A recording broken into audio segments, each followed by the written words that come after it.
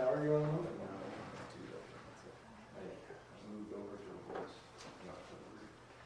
And I'm special 515th Street. So I did that, but it was a nice store, so I had to see the guy there says, I didn't recognize you. Bring him home to say, and he started it as the upgrade phones. So I get the phones for free.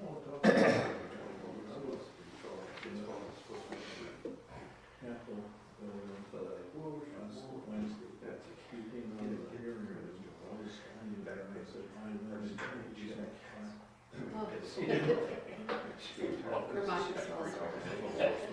a huge then Joey Mayer.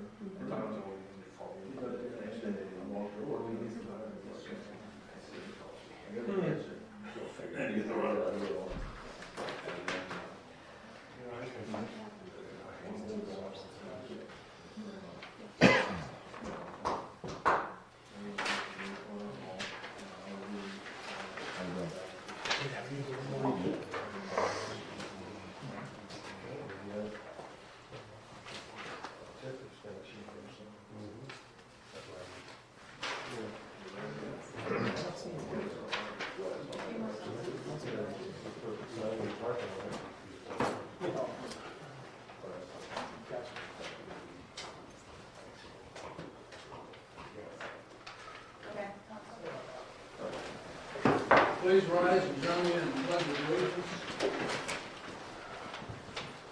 I pledge allegiance to the flag of the United States of America and to the republic for which it stands, one nation, under God, indivisible, with liberty and justice for all. Thank you. Meeting of the Wahoo City Council, Tuesday, February 25th. The meeting at 7 o'clock p.m. Open Meetings Act is posted on the wall. There's pamphlets and brochures at the City Hall if you need more information. I'll call the meeting to order. Roll call. Stuart Ritchie. Here. Shane Sweet. Here. Carl Warford. Here. Brian Diaz. Here. Chris Raffle. Here. Patrick Nagel. Here. Okay, there's no proclamations. Audience comments. Anyone in the audience that wants to speak to something that's not on the agenda, this would be your time. Come forward, sign in. And Sign in. you've Just got the floor. give me your name and address. please. Thomas Hart. I'm a dentist here in town. I have an office at the corner of 7th and Linden. There's no street sign there at 7th and Linden. That was green and white signs, and I'd like to have the city put that up. I called the city hall and they were like, well, they didn't give me a very exact answer.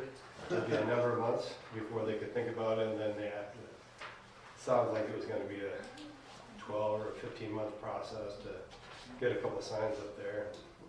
I have a lot of patients from out of town, and like just even earlier today, I had a guy from Beatrice coming to see me, new patients that aren't familiar with Wahoo, and you see 6th and Linden and 8th and Linden, but we're 7th and Linden. Yeah. Okay. Well, it shouldn't have to be down that long. It's just for safety. It needs to be up. So we'll. Yeah, the post is there, Yeah. but for whatever reason, the green metal signs are gone. Okay. It's noted, and we'll address it in the morning. Thank you.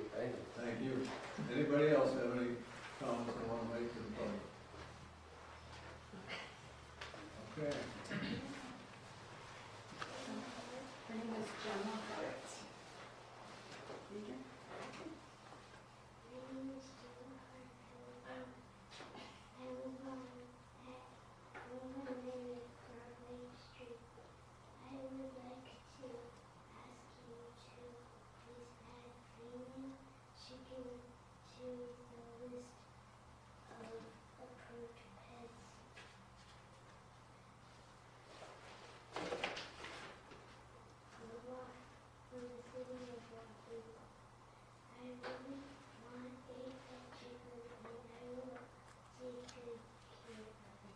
Did you get that? You got that. Okay. So we're interested in, or wondering if the definition of household pets could include female chickens. Because I know there's prohibited animals, and it says livestock, and chickens are included as livestock except household pets. And then when you go to the livestock zoning, whatever, you have to have 10 chickens for it to be considered livestock. If chickens were considered a household pet, it would fall under limitations like only 3. You'd have to take care of it, clean up after it, someone could complain and it'd get taken away from you. So we were just wondering if, where it says birds, maybe, dogs, cats, birds, it could say female chicken. Because I mean, my 2 dogs make more mess than 3 chickens are gonna make. I think it'd be good for kids. Interesting you would bring that up, because there was a session this morning Oh, down in Lincoln for the League of Municipalities, okay. talking about comfort animals. Yes, and I meant to mention that, yeah, chickens are very much like, what do they call it? Therapy. Or they have been considered such, anyway. The comfort animals, and then, what's the other Sessions. one? Oh, yeah. That's all. Huh? Emotional support Support animals, yeah. Anyway. I'm sorry, what was your name? Anne Marie Hart. Thank you, yes. Gemma. And Gemma. Gotcha. Yeah, Gemma. So you have 2 animals now? in your house? We have 2 dogs and a cat. But the regulations say we can have 8 animals The limit's 3, right? per species. 3 per species. Per species. Yeah, 3 per species, 8 per household. A question, what's the process to add that? I mean, is that something you say yes to? Yeah, we took that on 3 years ago, maybe. And- yeah, it was, and I'll be honest, it probably was a 4 or 5 month process, and it didn't get passed at that time. Whether or not the council wants to refer it to committee and revisit it is a question. At that time, we really got, I think, bogged down into whether it's females, roosters, what the exterior requirements would be, because typically speaking, when you look at municipal codes, when you start getting into chickens, you're talking about coop requirements and having to have a run and all of those things, regulating the permitting and the discarding of feces and all the things they worried about for bird flu and things like that. And I think it got to the point where my perception, at least from the council, was it seemed burdensome at that point in time. So it didn't pass then. But again, it's always up to the council to decide if they want to retackle the issue or not. Are those rules in place for like dogs with dog houses, feces removal? I mean, those are- Not typically, no. Really? So, yeah. Yeah, but you wouldn't have specific regulations as it relates to what people customarily or traditionally would view as a domesticated pet or animal, right? And Yeah. so, not to say every community has those kind of inordinate regulations related to chickens, but most of them, if you get into Lincoln and Omaha and the like, when they go down the path of talking about chickens within a municipality, you get into all those other issues. So they would have to go through the zoning process? Is It'd that- be a zoning amendment, yeah. So you'd start with committee, then planning commission, and then ultimately city council. Was there a limit of total animals? I don't remember that. Yeah, I mean, we had some proposed regs that we had thrown out there and drafted at the time. I don't recall specifically how many limits we had. I know there was a prohibition against roosters because of the noise issue at that time, some of those things. The big, I think, driver at the time was, maybe it's prevalent now with the egg prices, was the issue of eggs, right? Yeah. And not necessarily a chicken as a pet, but rather a chicken as a producer of eggs. But that's why if you list it as a pet, then you're limiting. You can't have more than 3. You have to clean up after it. I mean, it's all, like, there's sanitary regulations in regard to all pets. Pens, enclosures, structures. It even mentions manure, which doesn't really apply to a pet, because you're not allowed to have a cow, unless you have 3 acres or more, but, so I just think it's a simple way to allow people to have up to 3 chickens, which to me doesn't seem like I said, my dogs make more dangerous product, waste product than 3 chickens would make. Okay, we'll reconsider and go through the process, and we can let you know what our next process is, probably planning, or a committee. It really comes, yeah, the question is will it come out of committee to the planning commission? That's where it would start. And when it goes in front of the planning commission, that's the start of the procedural process. So you have to formally. To change the definition of a pet? Yeah, that you would be amending our zoning regulation. It's not a zoning regulation, it's a city ordinance. Well, so it is a zoning regulation, so you find that clause or that language both within, well, you technically find it within the comprehensive plan, the zoning regulations, and the municipal code. And so the last time we tackled it, it really, because you get into zoning of what constitutes agricultural and all sorts of things, so you have to change both to address. But the that zoning issue. already states that it's 10 chickens, it's 10. If you have 10, it has. That's a different, what you're talking about is a different classification. That's not the definition of livestock. So what you're talking about is changing the definition of livestock to exclude chickens. No, not And put them necessarily. into a domestic animal or a pet. Why So couldn't they be in both? Can they not be in both? they can, but you'd have to amend the regulations is what I'm saying. It has to go to planning commission first. It's The not just. planning commission? Yeah, Okay. it has to go from committee to planning commission to city council. Where's the committee? What is committee? Who's Committee is whatever committee. I think general committee You assign it to. supports Yeah. zoning. So it's a subgroup of the council who decide what they want or don't want to go in front of the planning commission. Any citizen can also file an application for a regulation change.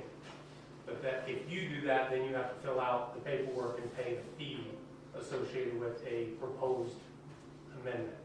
Okay. Or if the committee decides they want to unilaterally do it, then they put it in front of the planning commission.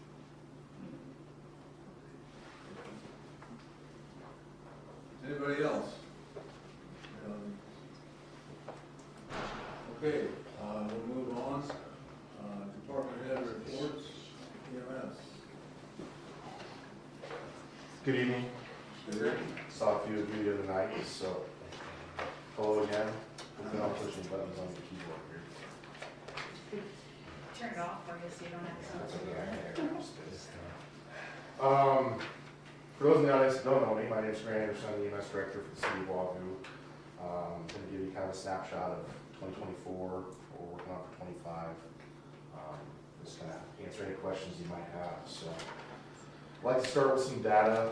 2024 was another busy year for us. We didn't quite see the volume increase that we've typically seen in the past, which is that 10%. But it definitely was busy enough for us. We responded to 622 911 responses in our service area, 170 transfers, which constitute those transfers from Saunders Medical Center out to hospitals in Omaha. And we did about 22 standby events, which include the Saunders County Fair, high school football, the occasional request from maybe a 5K or something of that nature that we have done as well. So, with our ambulances, we had over 21,000 miles that we traveled on calls, and then some personnel numbers. I have some really good news this year because in years past I've always talked about kind of volunteerism and the lack thereof, and our ability to bring on new EMTs. We've actually had kind of an influx of some young members joining the department lately, and currently as we speak, there are 6 individuals that are electively taking the the EMT course through either Southeast Community College or a third-party training agency. So we're super excited to get them through, hopefully complete in April, to maybe take some of the weight off of our current active volunteers that are doing a lot of the heavy lifting for us. So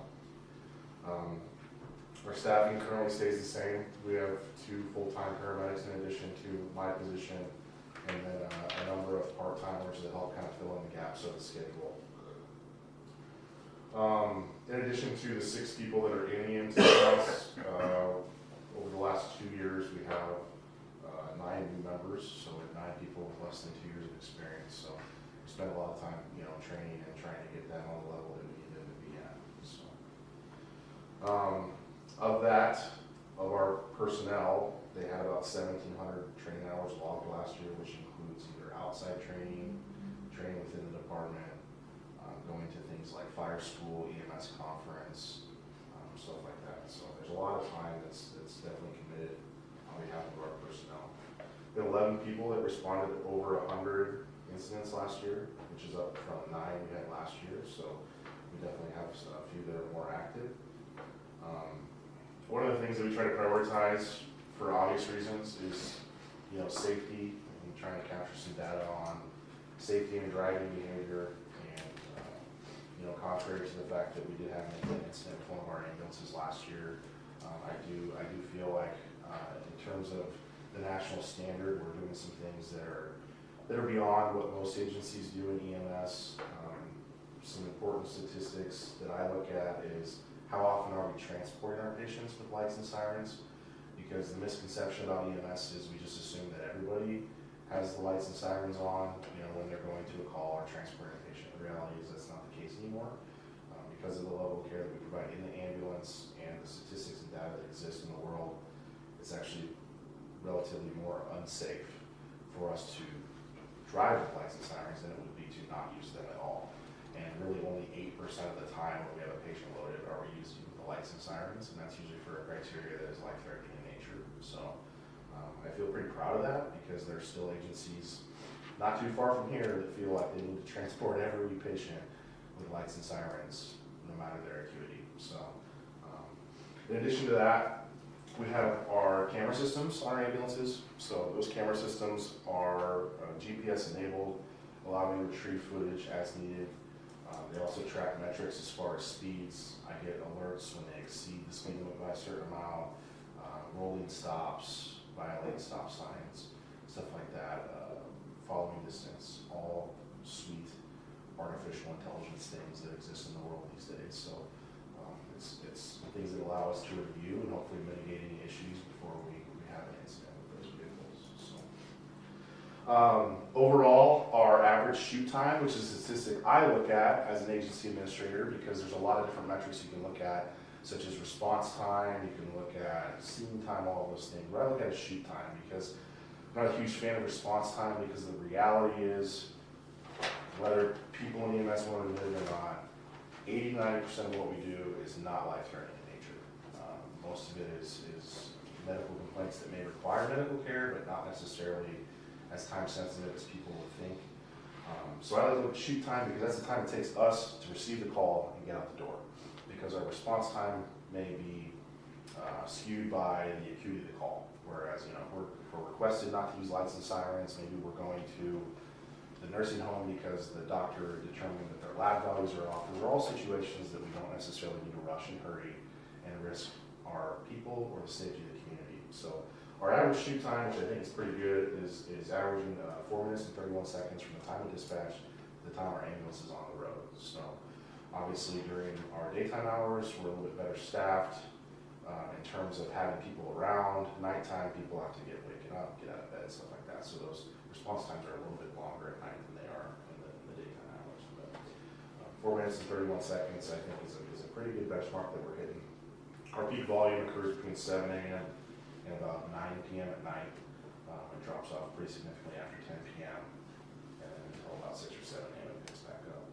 Our 2 busiest days last year were Mondays and Fridays, oddly enough, which that always surprises me because we're kind of I still view us as a little bit of a better community. I know we have a lot more people that are employed in town and our growth, but it always shocks me that the weekends aren't a busier time. But Mondays and Fridays, for whatever reason, are our busiest days of the week. So,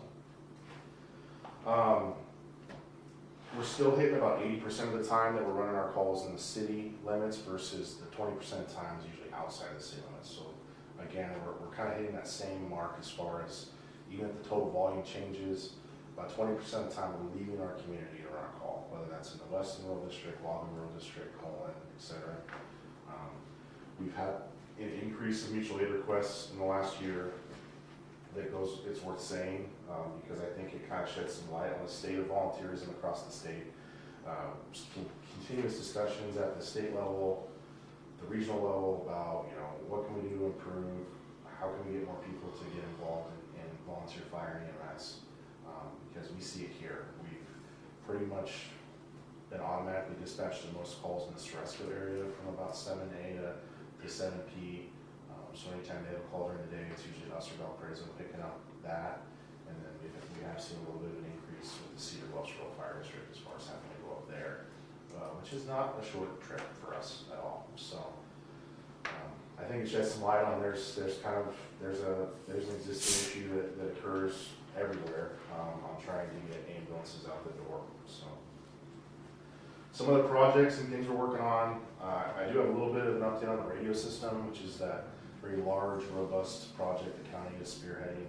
I spoke to the project manager yesterday. It sounds like they did a walkthrough yesterday at tower sites, and optimistically, if the weather maintains, they're going to start moving dirt and building tower sites in April, and we could see those erected and as early as May, as long as weather allows. So once that happens, from what I understand, they'll start being able to install equipment and then testing and doing all that stuff. So. We should be receiving our radios through I guess they call it the COPS grant. It was through that process that Congressman Bacon was a part of in terms of allocating funds to the county. We had a cache of radios that were part of that project. The law enforcement side has received theirs already. We're supposed to be receiving ours soon, which is going to set us up pretty well in terms of our needs for radios for both our vehicles and our personnel. So. With that being said, on the equipment side, the new ambulance is in service. I don't think I've been here since we put that in service. So the ambulance that replaced the one that was in the accident is in service. It's been in service for a couple of months. It's free as well. And the old one that was sitting down at the city shops is successfully out of our possession. So I think that went sold at auction last week. Actually, I think, yeah. I can't remember the amount, but maybe Dan can remember. How much is our ambulance price? Somewhere between $4,000 and $5,000. Yeah. So, which I think is okay because it's you know, it can be a trouble motor. It runs fine, but it can't be sold as an ambulance due to the regulations nowadays. So we're their only options to sell to somebody to use it. You know, Just for perspective, it was a 2009. We paid $150,000 for it, and we sold it for $4,000, and we got 17 years of use. Yeah, definitely got its life. So, then lastly, with the help of Melissa and her staff, we've successfully completed our ground ambulance data collection system reporting for Medicare, which most of you probably don't know what that is. It was a huge pain in our butt. Apparently, somebody decided that we have to report both financial data, operational data. I think there was 100 and something data points that we had to drill down with monthly data and go through all the financial side, the operational side, and submit that. If we didn't, we were going to be penalized by Medicare with a 10% reduction in reimbursement. So we hit that, and I think it's every 5 years. So we're thankful we have a little bit of time for it to do it again, but it's just some federal regulation stuff that we follow. So outside of that, we're planning again for a busy 25, already working with Saga Medical Center on the mass casualty drill, trying to plan for the future. And I think I'll leave you with one thing, and it's one thing that Melissa and I talked about extensively, and I think one of our priorities this year with the EMS department needs to be finding a way that we can maybe generate some revenue in the area that we serve outside of the city of Wahoo. And I don't know what that looks like, but I think, you know, as we achieve our next phase of growth, we talk about the demand on our service that these standbys provide, the demand on our service leaving the community.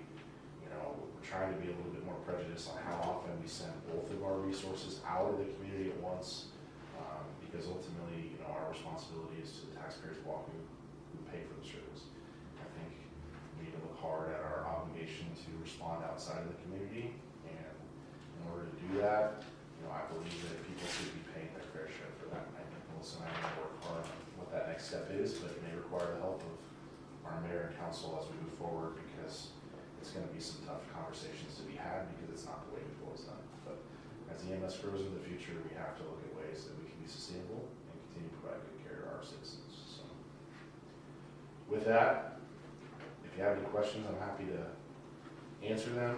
Otherwise, you're more than welcome to stop by and chat with me anytime you want. I just do have one comment to add to Brant's point, and just more for the people who are in the room other than you guys, is that I think there's a general misconception that the fees we receive from insurance or Medicare, Medicaid cover the costs of us providing the service, along with purchasing all of the assets that we need to provide the service, and that is very much not the case. So what ends up happening is the City of Wahoo taxpayers are paying for the availability of the service, even though we're providing the service to a greater reach than just the taxpayers here in Wahoo. It's important, that we have this service available, but it is extending beyond the border. So. We're still at about a 30 to 40% reimbursement rate. So what we bill versus what we generate for revenue from payers is still about 30 to 40%. So. Thank you. Thank you. Thanks for you, Mayor. Okay. So I'll try to make it quick, because I know we have some other things on the agenda. I have been continuing to work with FEMA on a recovery from the May 2024 storm event. I participated, as some of you did, in the strategic planning process at the public schools, and that was an interesting process, for sure. I attended the NEMA G402, which is a training course on what senior officials for an organization need to know when it comes to disaster preparedness. And on the back of my report, there is a link actually to the G402 class materials. And you, as elected officials, I may suggest that it's a 150-page document, so I'm not expecting that you would review the whole thing, but maybe glance through it and become familiar with some of the terms. Also included is a link to this Nebraska Elected Officials Guide to Emergency Management. Now this is only 5 pages or 6 pages, so there's a link in my report as well to this. You can find this on NEMA's website. Just take a look at it. I attended the Nebraska Aviation Symposium in Kearney. It was a day-and-a-half long event, and it was good to meet some of the people from the Department of Aeronautics, the division of the NDOT, as well as the FAA. The airport has an upcoming project, which is a hangar project, and so actually putting faces with names was great, because there's some, that's always good, and it's a good opportunity to learn and meet people. Jerry and I attended the League Midwinter Conference yesterday and today. There were some pretty good topics on the agenda. Again, I would encourage you, if you have the opportunity, in September is the League Fall Conference, and I believe that will be in Lincoln again, and then every year in February there is the Midwinter Conference, and it's a good opportunity for you, if you can take time away from your jobs, to meet other local elected officials and have some interactions. As far as things that are going on, Wilmer Ridge, we're continuing to have some conversations with K2 about the tie bars missing from the paving. Be assured that this is not something we are brushing under the rug. Joe and I have been working on a response to K2, and hopefully at the next council meeting we'll have some information for you. We have been having conversations. We're not seeing really the response we were expecting from them, so we're continuing to keep the ball in motion, I guess I just would say that. For those of you who met Jason Blackwell, he was the city assistant street superintendent, who's been hired on by the utility side of the operations as the GIS specialist and materials management. manager, materials manager for the utilities. We're glad that we were able to retain him in the city, and that is actually where his training and specialties are, so I think he's going to be a great asset there. We do have several open positions. Those are listed on the city's website, so if you know of anyone with interest, direct them to the website. Trying to think, at the Greater Wahoo Development meeting, there was information presented by a representative from NDOT on the 4-lane from Meade into Omaha, and included under my, no, I didn't include that, did I include it? I thought I included the presentation, yeah, there we go. This was the presentation information that was shared at Greater Wahoo Development, and I think Jerry, first he talked about this from attending the Highway Commission meeting where they also presented it. So it's interesting information if you want to review it. It's not going to happen tomorrow, but maybe in 5, 7, 10 years we'll see 4-lane from Meade to Omaha. I also have some correspondence from NDOT on the Fremont South project, which I didn't get this put in. This actually was in my inbox today when I came back from the meeting. They're talking about some, just sharing this. Yeah, you did get the letter? Yeah. Okay, perfect, then I'm not sharing any. I think maybe if you make sure Jerry gets one of those, I'm not sure whether you saw this. It's talking about just the status on the northernmost part of this project in realignment of the 4-lane, maybe to off something than what it currently is. And lastly, Jerry, Grant, and I were helped put on a presentation, part of the NEMA presentation at the League conference, where they were showcasing how a local emergency operations plan kind of works. And so they set us up pretty well, kind of guiding us through our own LEOP and helping us provide the information so that we wouldn't basically be the laughing stock of the presentation. I got a lot of compliments. I don't know whether you did. Yeah, same. But it was a very eye-opening experience for me, and emphasized the importance of us having tabletop training and understanding our LEOP and meeting the expectations of our public in the event of a disaster. So again, there's links on the back of my report to information. I'd encourage you to check it out.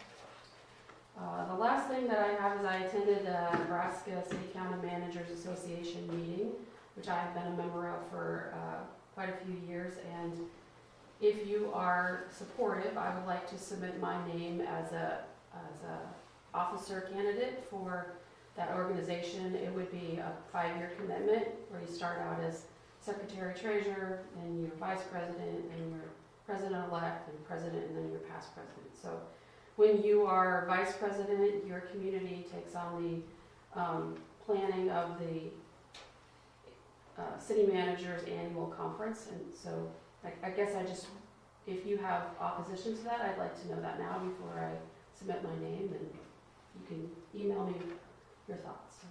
Any questions? I will comment, if she puts her name in, she will be get elected. A lot of comments on The G4, which group is it? That's the Nebraska City Managers Association.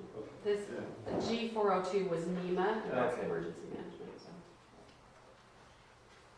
Yeah, Grant was very helpful yesterday, and I think we probably complimented each other more. They helped me out on a couple of questions that I had. And I stayed for the second one, which was Ashland, and a tornado going through Ashland. So the mayor and the council member and clerk were there for the second half of that morning or afternoon. And the presenter from Irv, he asked questions, how many have a plan? Some said, yeah. How many of you looked at it in the last 5 years? And it's scary, the number of people that don't have a plan up to date. And we have to be one of them. Really, I mean, we've got Right, one, but I think it's Nebraska's nature too. Something bad happens, we're going to respond, and we'll weather the storm, and we'll be just fine. But it doesn't need to be as difficult as what no. we make it, because this structure is in place and it's uniform across all communities, so just need to exercise it. His instincts are gonna tell us what we need to do and how to handle it, so. Okay, any questions from Melissa? Okay, we'll move on to the consent agenda. All 4 items are pretty much our normal items. So claims includes the police car? Yes? We got it, huh? Yeah, and we actually, yes, I Yes. received it, yes. 2 Parks and Rec vehicles also. Oh, okay. What was that? It has 2 Park and Rec vehicles also. Oh, okay. And all of 3 of those items were discussed in the budget. Yeah, okay. Motion to approve? Second. Over here. Right. Right. Questions? Roll call on the consent agenda. Creighton, Yes. Ennis, Yes. Nagel, Yes. Rappel, Yes. Sweet, Yes. Wolf. Yes. Okay, let's jump back to this. Public hearings, discussion and action regarding conditional use application for small engine repair at 132 East 4th Street. I'll open up the public hearing. Who's here to speak on that? Your name, please? My name's Ryan Steele, I'm with Cornerstone Storage, I'm actually the landlord for the building. So Johnny's here on behalf of his company, he'd be the one occupying the building. So again, Ryan Steele, Cornerstone Storage, this is John Williams, I'll let you ask any questions, but I just wanted to at least introduce myself since I'm the one that filed paperwork. Okay. Hello, Yeah. Jonathan Williams here. I'd like to lease the building from Ryan and perform a small engine repair out of it. Pretty basic, lawnmowers, snow blowers, maybe also want to do ATVs, some dirt bikes, things like that. I guess, any questions you guys have, I'm ready to answer. How many employees do you plan on having? Just one for, I would say, the next year.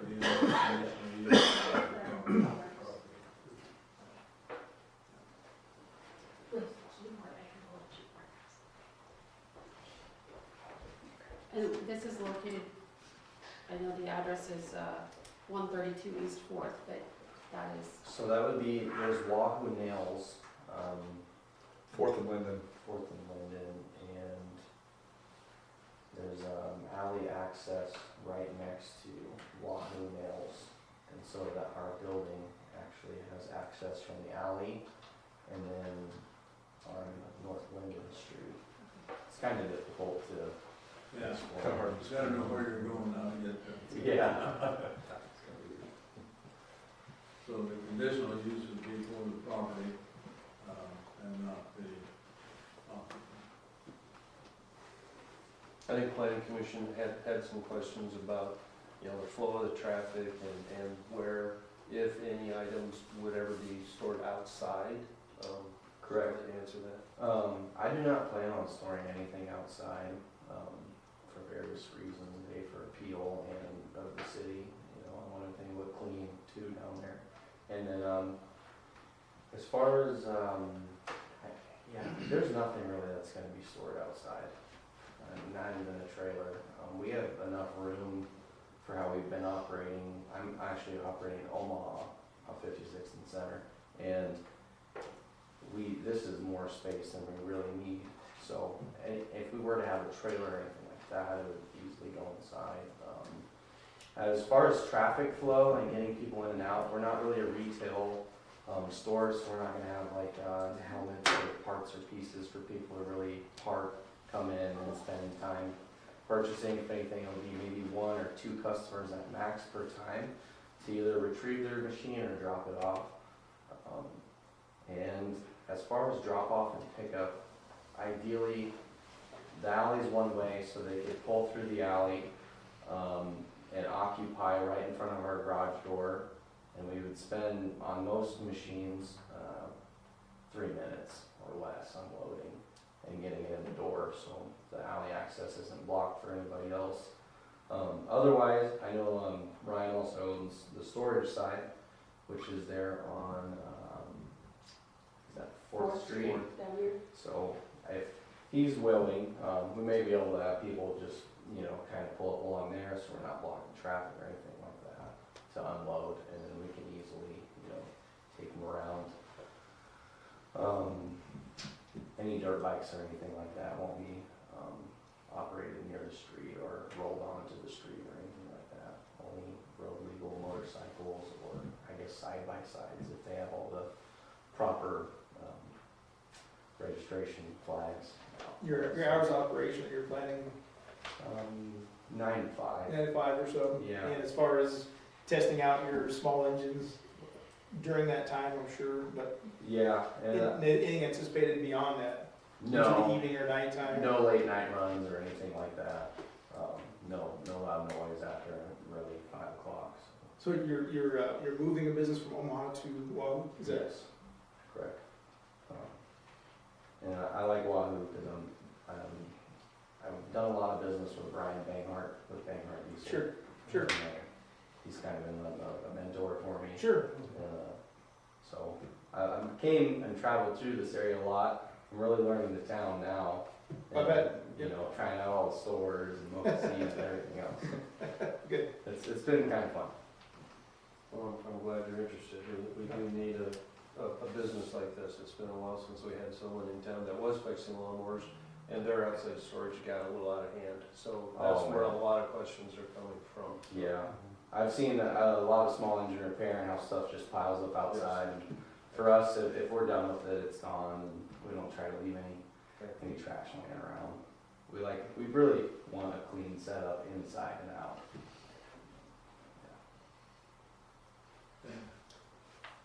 Any questions from the applicant? Travis, any comments?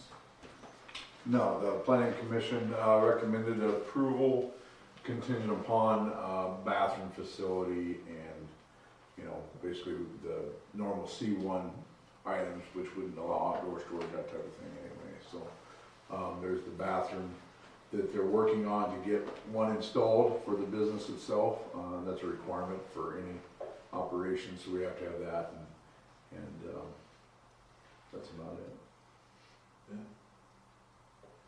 I see the ordinance is drawn up for 12 months. Is that what the planning commission recommended as well? I think that's kind of roughly what they went on, that's kind of the standard, I know, is the one year. For the first one. Any other questions? I'll make the motion to close the public hearing. Second. Questions? Roll call, closing the public hearing. Rappel, Yes. Krejci, Yes. Warford, Yes. Ideas, Yes. Nagel, Yes. Sweet. Yes. Okay, and action, possibly would be an ordinance to allow the conditional use for. Move to introduce? I'll second that. As included in the packet, is that? Yes, as we're at 12 months, that's what I was looking for, to see how it was written, and it looks to be, it looks for me. As long as it's following C1, there's no external storage and all that stuff seems to be there, so as written, as far as I'm concerned.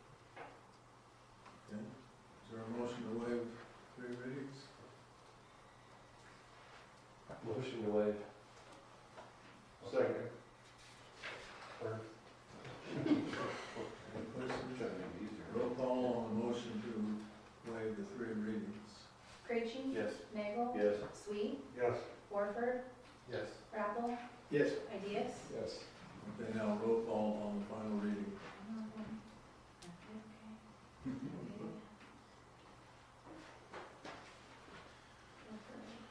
Okay, Warford, Yes. Rappel, Yes. Sweet, Yes. Nagel, Yes. Ideas, Yes. Krejci. Yes. Okay. Second public hearing is a discussion and action regarding conditional use application for mini storage units at 997 Commercial Park Road. State your name, sir. Thanks for having me tonight. As probably most of you know, we have B&Z storage, outdoor storage, which is my son's deal, but they don't do any of the work, they let me do it, but anyway. But anyway, I've had some inquiries on some personal, for some personal property storage down there. And the majority has come from our tenants right now. We have right around 22 units in our storage right now, campers and the majority of the people, they might have generators or side-by-sides or whatever, canoes, whatever they go camping with. And, they know with our agreement that nothing can be stored outside of their campers. They can't just be sitting outside. I won't allow it. So they would like some inside storage. So I have contacted a couple guys that I had done work with. 20-foot containers, they're shipping containers. They're literally brand new.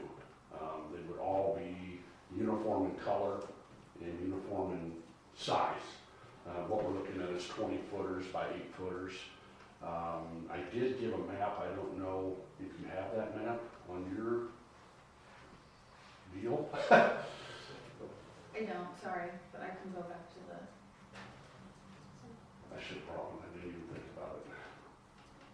I can, give me 2 seconds, I can get it pulled up from. Okay, then I can kind of explain where they're at, but probably all of you know Drain with the Wahoo Whiskey, and he's got his new building up there, and our property connects to his and then goes all the way down. We've got 5 point whatever acres down in the bottom. And where we're looking to do it is, we have a really nice spot where it'll all be rocked, and we've got enough room in it for probably 15 to 25 containers. I'm not going to go crazy here. I would just like to test the water a little bit. Maybe put in 10, and then if that all works, yeah, there it is. That is. North is this way. Yeah. Yep. The black. So where the little black spots are, if you went a little bit farther east, that would be Graham's new building right up there on top of the hill. Okay. We've got adequate parking down there. Everything will be, the majority of it's all rock now. These would not be in the fenced-in area.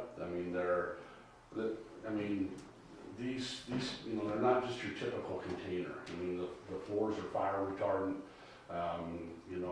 They will be, as we put them in there, my idea is we're gonna turnbuckle them together. They've got where the shipping, where they can pull them off. We'll tie them together. They weigh about 5,040 pounds each. Nobody's just gonna go in there and take your container. It's not gonna happen. So, but, we're gonna, I've already talked, if this all goes, I hope it does. I talked to Tony Learman. We're gonna make sure everything's gonna be an adequate, it ain't gonna just be hodgepodge. We're gonna, make sure everything's level. They'll all be the same color. Nothing, they're all coming out of the same mold. They're kind of maybe like the wall. They're kind of that brownish tan color. They don't have no names on them. There's one logo with a number on them. That's how when they come. That's the only thing that's on them. One door on the end. You can get some, and I've kind of looked at them. They're a little more expensive. You can get a walk-in door from the back side. It's, but the doors open so nice. You really don't need a walk-in door. The whole end swings open, right? Yeah. I had somebody ask, about fire. If something catches on fire in them, it ain't going nowhere. It's not like a building, where it might burn down the whole block, and we're not, I'm not looking to store fireworks. I'm not looking to do any of that. It's just basically our customers that are there to help them out. I had a guy call me the other day, he's got a generator, he takes camping with him. Well, they throw it in the back, it's just stuff like that. That's what we're looking at doing. Again, I'd like to probably put in, we're gonna, if it all flies, you just put in 5 for right now, just kind of test the water a little bit, get everything kind of leveled up and nice. And but again, they've got plenty of room for parking down there. You use one per customer, or if a guy has a generator, you could put multiple customers? I had a gentleman, there's 2 campers down there, they're gonna share one, they'd like to share one. Okay. So, terrific, whatever. That's up to them, whatever they want to do.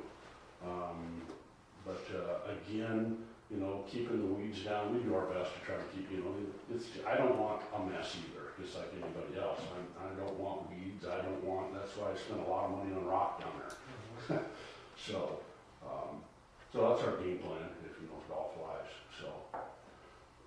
And they're not gonna, you know, down in there, it's, you know, even if you drive across the highway, across the dam and look down, it's not an eyesore. I mean, they're gonna be tucked down in there where you're not really, but again, they're gonna be uniform in color and size, and it'll look good. So you say it's outside of the fence? Yeah. area? Yeah, you can see, right there, see, the Yeah. white line is the fence, Yeah. so. Is there gonna be any type of, and again, doesn't change my opinion or anything, but is there gonna be any kind of security or? We have cameras there now. Okay, good, Yeah. yeah. Cameras. That'd be my only concern is people breaking in. Yeah. to them. Yeah. I guess, since you brought up cameras, have you had any incidents? No. That's Yeah. good. You know, and I thank the police department for all of that too. I mean, we move a lot of equipment out there on our top lot too. I Right. mean, it's some high dollar stuff. And, you know, I've asked them, you know, and I don't have to ask, they're really good about it. They go through there, you know, and you know, knock on wood, we just haven't had any problems. These containers, you literally would have to take a torch down there to get in. They're not, you just can't go up there and snap a lock. They're really built. So the locks are tucked way up underneath, and you can't, it's have to get in if you needed to. But, and we put them as close together as we can, you know, and, Sure. you know, make it look good. So, if you have any questions, holler. So the outdoor storage is allowed, that's the enclosed storage is the reason you're here? Anywhere else. Yeah, so it's I-2 zoning, so the outdoor storage is allowed currently as a permitted use. The mini warehousing is where it gets into the conditional use portion of it, so. How's that different from the? I'm not requiring any electricity. You know, they don't need power, you know, it's just for storage. I'm not getting into that. So it's just, you know, trying to make a convenience for what we have down there. Sure. Any other questions? Makes sense. You're all right on it? Planning and zoning's all right on it, Travis? They did recommend approval. Couple things that they talked about basically is the setbacks, you know, it would be the same as any structure for that from the front yard and rear yard, side yard, whatever else.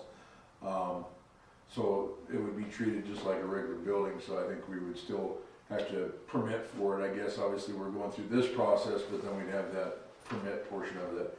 I know Dan's he's already talked about getting the corner marked again and everything for location, so we can get those setbacks met and everything.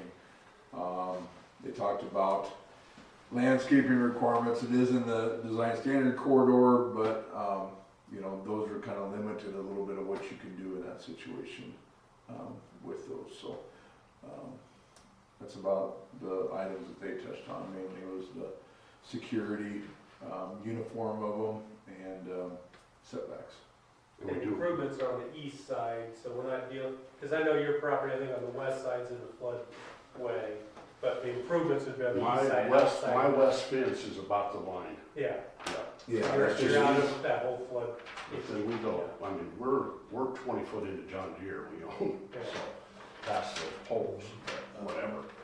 But, and we have good lighting down, the lights are working good. And, another thing I've talked with the NRD, because we all kind of share that road, you know, that goes down in there. And I told them, I said, I will take care of the road, you know, I've rocked it, I've laid underlayment down, and we're gonna redo it again this year after all the water we had last spring. Did it wash it out, did it? It took its toll on it, Did it? yeah. So, but, yeah, we're gonna regroup on that, and I put a culvert in down in there last year, you know, and, so it's just one that crosses over into our lot, because the water was just, it comes, and then we put in probably most of you seen it, but all that water comes off John Deere, it comes off, it comes, if you're out there on heavy rain, it's like an ocean. It's unbelievable, all the water that comes down there. So we put in that, it's kind of a holding deal down there, and then Tony put it in for me, and then we tiled it, and now it all drains down nice and goes down where it needs to go. Right. So we just gotta keep working on it. We're getting it to where it needs to go now. It's looking better, so just takes time. If this becomes popular, how many can you hold out there of these? Of these containers, Yeah. right there in that circle, probably 25. Okay. Yeah. So how many are we approving? We're approving what you can. I was looking at 10 right now. It's kind of- Like I said, I was just, Unless you put it in there, you're not We're letting restricting the it. deal, we have 12 months to review it if we. Yeah. and I'm more than happy if it flies and I can put in more, I'll come, whatever I need to do. Like I said, we're gonna test the water and see how it goes. Well, I have to do that they're not necessarily a permanent structure either, if it's 12 months and something doesn't work out. I like the color of that blended, that flaming pink or something. No, it's not red and blue. And these are, they're brand new containers. They're coming up the river right now as we speak, and they've got a holding spot over in Council Bluffs is where they're at. So I've got 2 of them sitting in Gretna right now. So, but they're nice units. They're they're not all beat up, and they're nice. I entertain a motion to close the public hearing. So moved. Second. Questions? Roll call. Creachy, Yes. Ideas, Yes. Nagel, Yes. Krakel, Yes. Sweet, Yes. Warner. Yes. Entertain a motion to introduce a Motion ordinance for 12 months period of time. As stated. Yeah, I'd make that motion. a motion to waive 3 readings. So moved. Got it? Okay, roll call on the motion to waive 3 readings. Creachy, Yes. Sweet, Yes. Warford, Yes. Krakel, Yes. Nagel, Yes. Ideas, Yes. Now vote on final reading.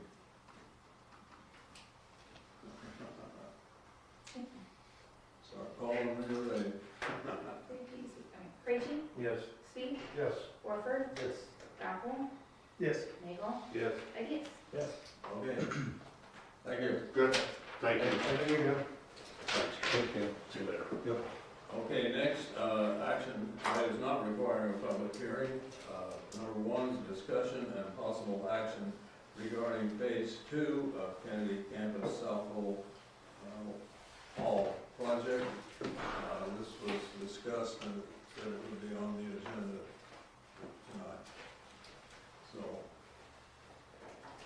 Yeah, so, I guess, jumping right to you, just maybe this conversation starts with further clarification. So, from my perspective, I received a cancellation notice for 2 TIF items, one for phase 2 for Kennedy College, and then another one for Market Suites for the grocery store. So from my perspective, I feel like those being canceled puts a halt on those 2 TIF items. From what was discussed last month, it's my duty to present updated information on both projects. For Kennedy, mostly focused on phase 1 of how it's going and projected completion time, and then that will kind of set the tone for phase 2 as it's again being canceled, if that can be reinstated or not. So maybe the clarification of Kennedy phase 1, I think, is aligned with phase 2. So I guess my perspective of what I am asked to be doing right now is just giving updates on phase 1 in the hopes of getting to phase 2. Though, in getting to phase 2, I'm also doing design work on phase 2, like design work, as I'm a little bit more receded because of the cancellation of TIF.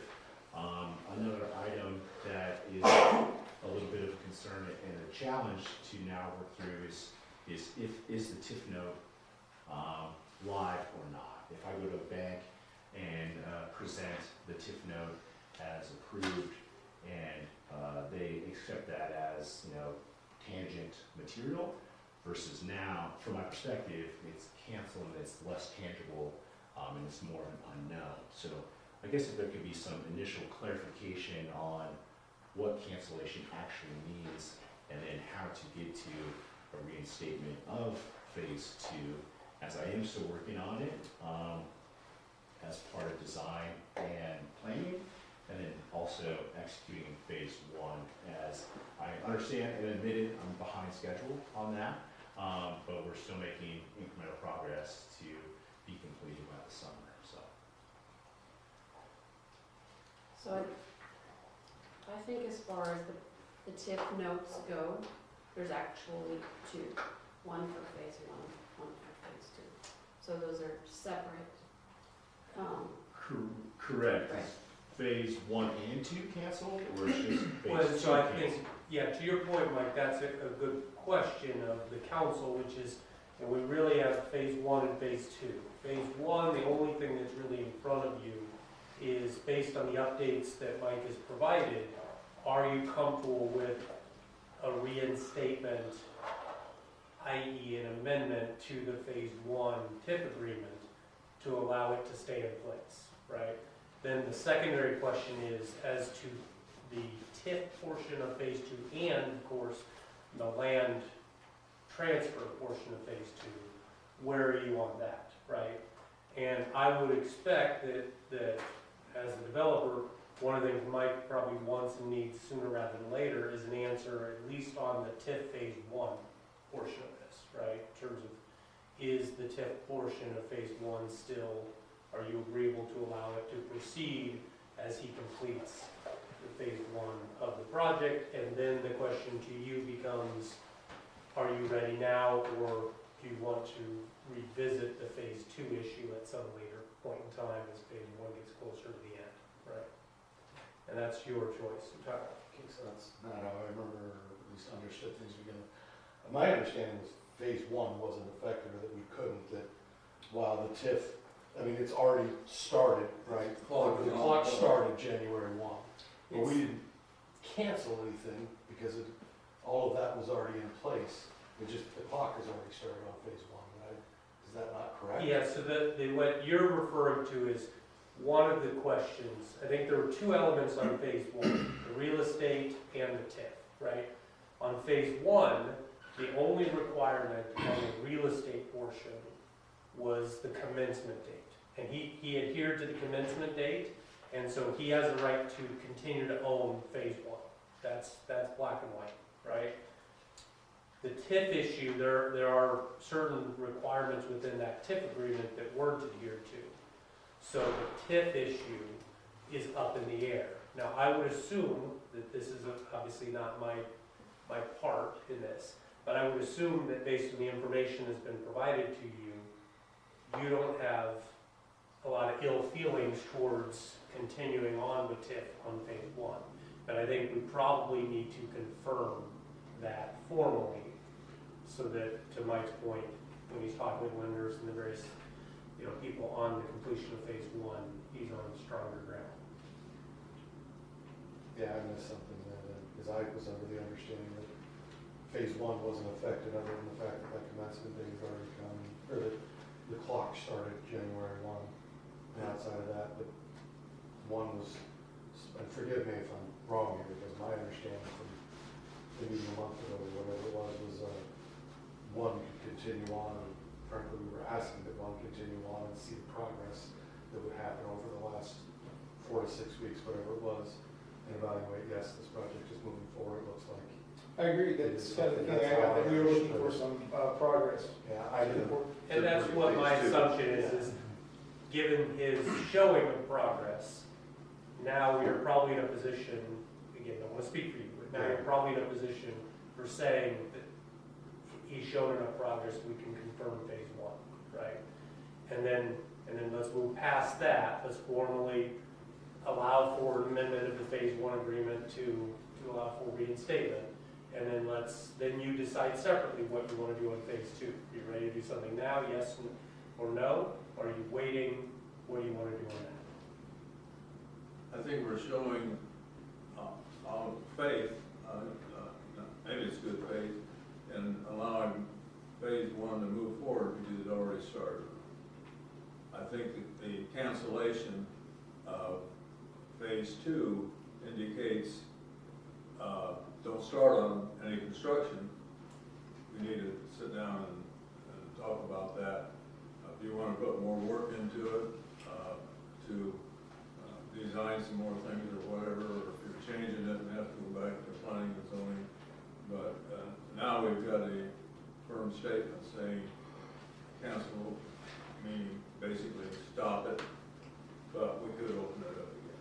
Yeah, because I think on phase 2, I would assume TIF is not that controversial, right? I mean, in terms of if phase 2 goes through, other than we maybe need to update some numbers and some timelines and that sort of thing, the TIF agreement's probably gonna, be in place. That'd be a necessary element to that you would offer most developers.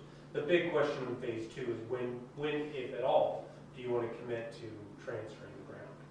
That's the big question, right? I don't think TIF's all that controversial there. I think it's really that question.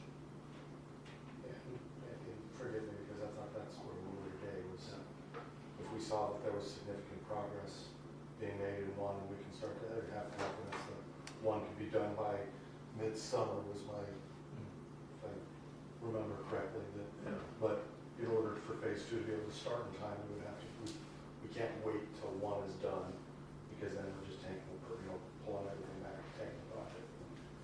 So as part of, I guess, again, my understanding was that we were looking to see the progress, which I believe there has been some significant progress done over there in the last few weeks, but not that I've been inside. But, yeah, it's my understanding that there has been quite a bit of progress, and if we're on time or in a timeline that we believe can be completed this summer, that we would be evaluating whether we want to move forward with phase 2 tonight. That was my understanding. So if that's not. Yeah, no, and I think you're right, other than just, I think we have to formally make the If we need to resolution. make the recommendation for TIF 1, the project started, we've already made the property. I don't believe holding back TIF would make any sense at this point on phase 1. I wouldn't change the dates again, the clock started, but outside of that, I thoroughly, I don't see any reason to hold that back. Just a quick question. We're here because time is running out of the original agreement, so recap that for me. This was Because we have a TIF agreement and a development agreement. dated a year and a half ago? Yeah, the original, I believe so. Yeah. Okay. And at that time, we put some deadlines, and Yeah. now It was supposed to be construction completion of phase 1 by December 31st. And that was a trigger to entitle him to Right. phase 2. He didn't need that, so he lost the ability Right. So to obtain phase 2 unless you would Right. enter into a new amended agreement. And we were here today, and again, it came up to decide whether we wanted to continue phase 2 in this aspect or not, because if we do extend it, then that's, once it's started, it conveys property, and then we have no real recourse. And I think that was one of the big questions of the developer is that within the amended development agreement, obviously we'll have a new commencement date, but what we didn't do the last time, which I expect we will want this time, is we will want a hard deadline, right, a hard completion date. And I don't want to speak for Mike, but I think we're probably not there today to be able to commit him to a specific commencement and completion date on phase 2. I don't think you're quite that far on phase 2. So the completion date for phase 2, again, so as we do this typically, are that completion date outside of the fact that we're conveying property at this point, which is a whole different thing. For most contractors, the completion date, realistically, you want to get it done because you want to maximize your TIF, right? Because you're not getting much out of that TIF. Yeah. If you're sitting on And if we were project- transferring real estate, I don't think we have a dog in that fight on when he completes it. Right, right. Because it's his So project. is that what you're talking, if we're Yeah. talking about a completion date, where we, It's really we because talk about real it's estate. not completed, we take the property back? Yeah, there would be the ability to have a conversion is the hammer, basically. So I think the conversation, phase 1 completion date was December 31st of 2024. That was really the trigger that allowed us to have this conversation. And it's the phase 2, we want to be sure as a city, since we are committing property to this project, we want to make sure that there is some assurance that that project's gonna be started and completed and done in a timely manner. And this December 31st deadline that was in here is really the only way that we could pull back, because it's a breach, essentially, pull back, and then maybe the amendment is asking for some additional reinsurances or additional teeth that we put into the redevelopment agreement to give us that comfort level. And what would be examples of resources? It would probably be, one, it would be a date, and I don't think, based on financing restrictions, we could continue to own the property. I don't think we probably can even have a first position deed of trust or anything like that, because it probably takes his ability to finance it, right? And so I think it would have to likely be a liquidated damage clause in it. It says if you're not done by this date, there's a monetary penalty to the city for that. Or a performance bond, is that something? That could, We need this, Because- we need this stuff to get done, so I'm all about, yes, I want to see it done as quickly as possible, but I also don't want to stifle anybody who wants to do future development with, making things challenging or too challenging. I'm all for having some type of completion date, but it should be long enough, far enough out to have some understanding that the world changes a lot lately and it makes things pretty complicated, unfortunately. I have a different view of this, unfortunately, because of my current position. I watch apartment complexes go up all the time, and I watch developers fall behind all the time, but watching things move all the time, it gives me a new appreciation for good for what you do. So I'm all for it because I want to see this stuff in the community. And I understand that we need those dates and some types of penalties, but I don't want to make it too difficult. Well, I do think we had a good project. It is still a good project. We've been many questions on lack of progress, and I believe that's why we're probably here. I mean, if the project had moved along on its original schedule, we probably wouldn't be having this conversation. So for sure. Yeah, and I hope my email was a little late, so I apologize about that today. But from last 4 weeks, we've made large progress from the framing. Plumbing has started this week. The front stoop is going in this week since the weather's nice finally. The frozen tundra is kind of going away. So, again, I apologize for my tardy email, but the updated photos from the last 4 weeks are pretty good in my opinion. For everything being framed, the remaining 4 windows will go in tomorrow, and MEP will be there for 4 to 6 weeks, mechanical, electrical, plumbing. So, still kind of sticking to the schedule that I announced at last meeting. Framing took a little bit longer than expected, but I think we'll be able to catch up and still complete by midsummer. So. Midsummer being June, July, August, September. Still June. Let's, But probably let me ask you this, not the, I really hope we can do this date, but we're gonna have give us the crack at the fan, I got slowed down. I can do that 90 days out, I gotta get past drywall and then I can give you we'll be done by this date, but in 6 weeks I can give you that date once we're done with drywall, so. that's where I think where we are, this is again me thinking out loud, I think where we are is passing a resolution affirming that the city will stand by phase 1 TIF as originally agreed or proposed, right? And then tabling the phase 2 issue for 6 weeks until Mike has more clarity, or whatever you guys think. And then in the meantime, the city can work with him on what is that clarification, what are those dates, and then come back to you on what a proposed amendment to the redevelopment agreement might look like. And to add to that, this is critical because of the definition of TIF. Like TIF, if this project did not have TIF, this project could not move forward.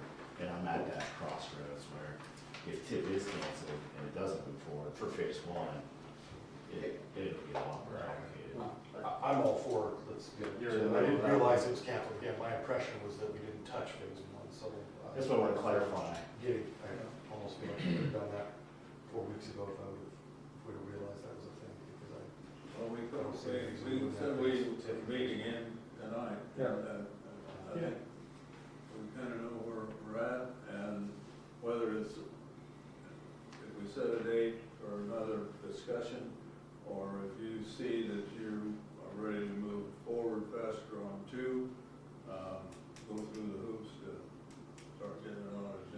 Yeah, the items we're doing on our number two, on phase two is really more schematic design, site design, for garages and parking. Just to kind of, my RFP for phase two was pretty vague.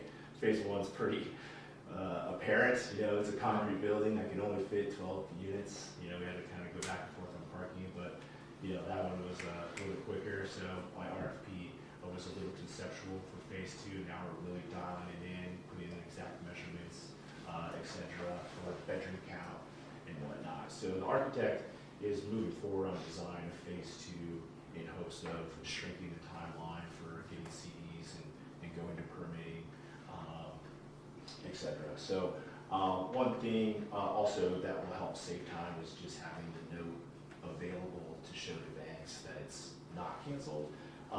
So I don't know if that's like a reinstatement, if it goes that far, or if it's a soft commitment from the city. But from my perspective, and I could be wrong, cancellation just seems like a very extreme item, and I don't feel like I can take a TIF note that's canceled to a bank to show that it has value. But I could be wrong, so I don't know. How soon after you're completed with phase one do you expect to break ground on phase two? As soon as possible, so if, I don't know what that, is Yeah. that a, we can probably get it done in 2 yeah, so weeks, or we'll you be know, done. leave another 6 months to plan before we can break ground? Yeah, if we're done at least by fall, I'd like to start foundations, before winter. So some of it has to do with like 27, things like Yeah. that, that's all. Yeah, the objective from the bank is to get stabilized, so I don't think we'll have a problem with 12 units. I've already had a lot of activity just working there. People stop by and walk through and check it out, and they're pretty impressed. You letting them in, look around? I'll walk them through. Yeah. Oh yeah. The door, if we're working, it's open. Yep. So, Yep. Yeah. So I did appreciate the update pictures. I think It would help. I would feel better if we saw some more in like 4 or 6 weeks. Just more. for sure. Yeah. I can continue. Keep to- coming. Yeah. So again, today's we're tardy. I'm sorry, but I did not, I was gone most of the day, so I did Oh. not get them sent on to them, but Oh, the no. ones that you sent a couple These are weeks from, ago, I did. yeah. Oh yeah, so all the framing's done, about 98%, just backing and stuff like that. But all floors are completely framed. Plumber started on Monday. Mechanical starts this following Monday, and dam resin check. Electrical starts Thursday. So yeah, all MEP will be in there at the same time. So Right. they're coring holes right now and stuff like that, which is time consuming. So but yeah, Tony Lerman is glad he's used quite a bit, but he's doing the front stoop, trying to repair it and do work. So it's got to be replaced. So. So I have a question for the council on phase two. If you would decide you have the confidence that he can move forward, I understand your issue, you need the note to take to the bank in order to get, it's sort of a chicken and the egg kind of thing, Yeah. right? Yeah. If there can be some condition that's written into the agreement that says, this is the TIF note, but the only way that this project moves forward, obviously, is us titling the land to them, but we won't title the land to him until these specific conditions are met. So it issues the city's intent of making the project, it lays out very specifically what has to be met. I don't know what those things are, so then you can have that conversation from a financing standpoint, and it's very clear here what it takes to be able to reach that point where the property would be deeded to you, which essentially then lets you move forward. Because once we deed that property to you, we're kind of out of the picture. Then the timeline is right, unless we have the teeth. Yeah, unless we have a liquidated damage clause. I think the biggest thing is I think we have to have something in there, because obviously you guys have taken some heat on the park issue, right? I mean, there was a lot of people who didn't necessarily like you decommissioning the park. And so I think you probably have to have some commitment that when we transfer this land, this thing, including the replacement park, are gonna be in place within so many months, right? Yeah. That's really what you care about. Because beyond that, to Carl's point, obviously he wants to get it done as soon as he can. So, but from a public interest standpoint, I think, having that park piece be replaced as quickly as possible is probably what the public cares about more than anything, right? And what we're reading into it. But I do think certainly tonight we ought to look at having a resolution passed by the council to withdraw the cancellation of the TIF on phase one, right? Get that, pass a formal resolution, get that done. And then the second piece, I think you're gonna table it, it's just whether it's 4 weeks or 6 weeks, and then we'll work on, okay, what is the next appropriate step, to Melissa's point of how do we get this worked out that doesn't cause him a problem, but doesn't risk anything to the city and the like. You guys can look that up.